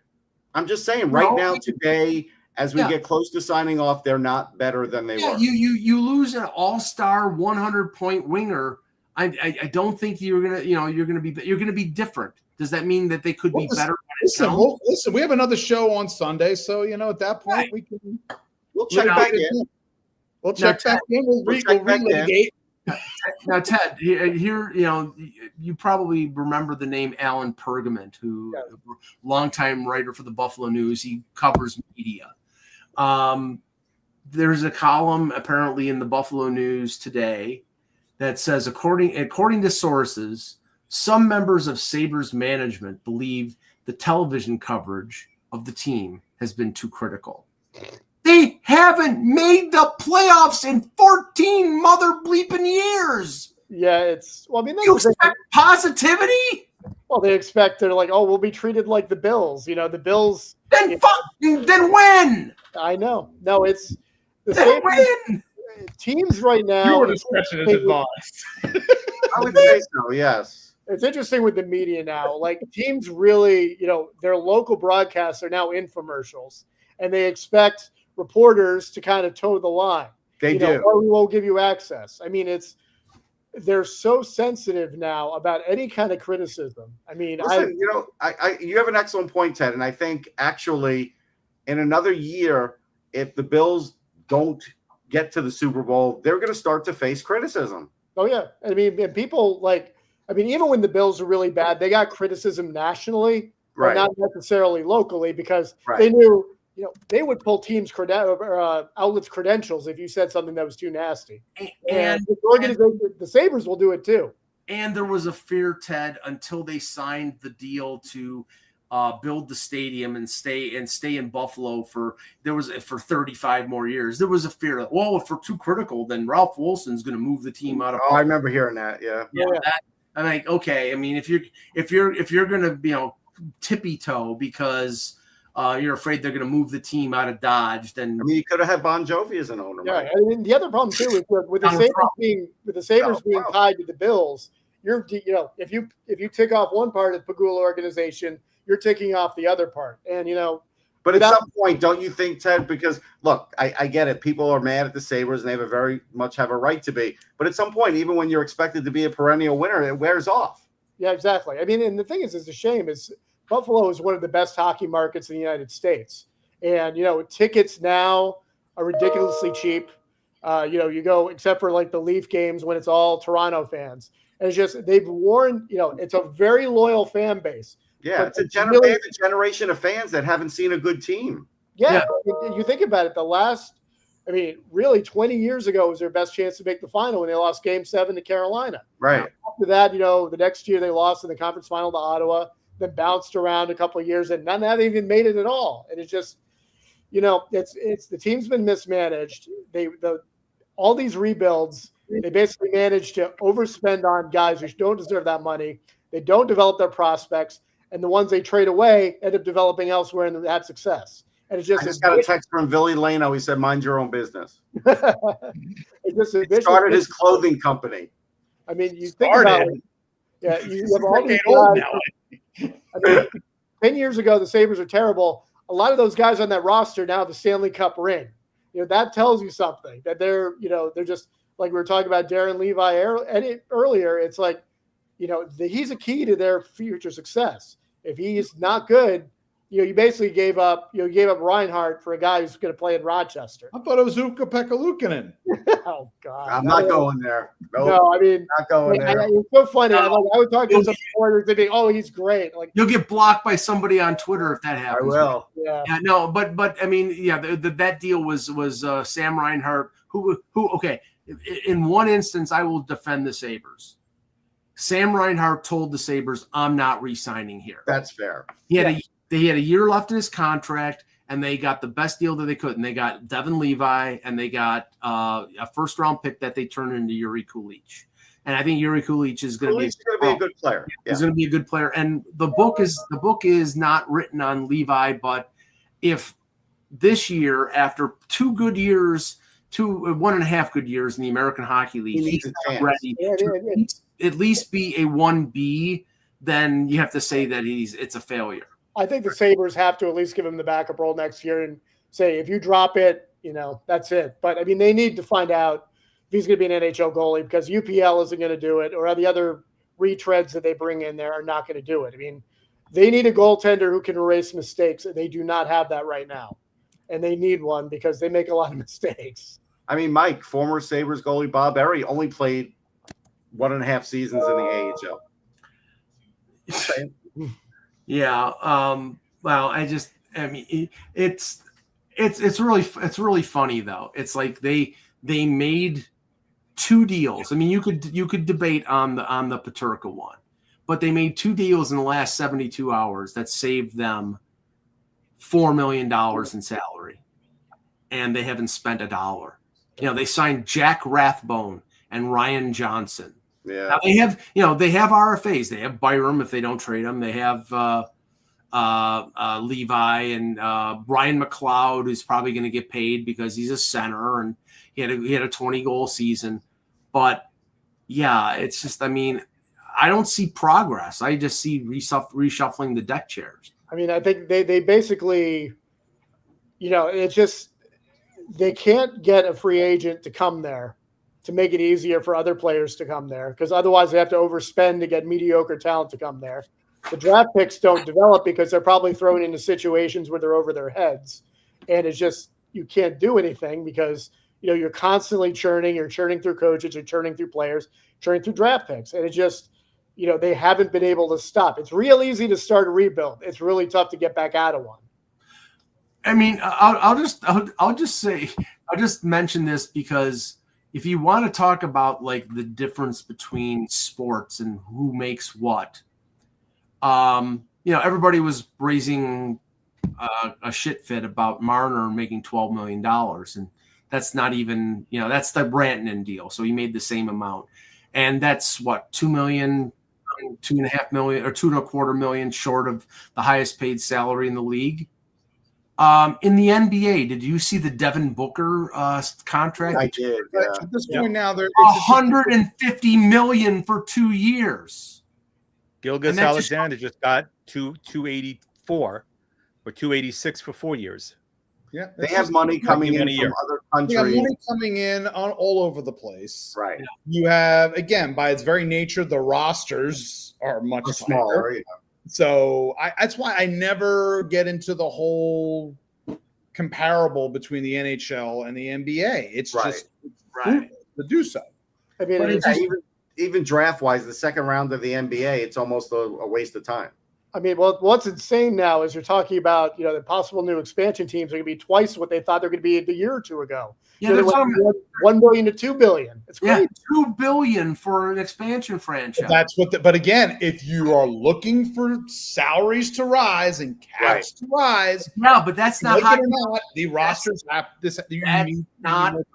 That's not hockey related revenue. No, that's true. They don't get a piece of that. Nope. That's all the owners. But there's more jobs. More jobs. Yes. At the end of the day, there's more jobs. That's 100 more professional contracts. No, the Four Nations is a moneymaker for everybody.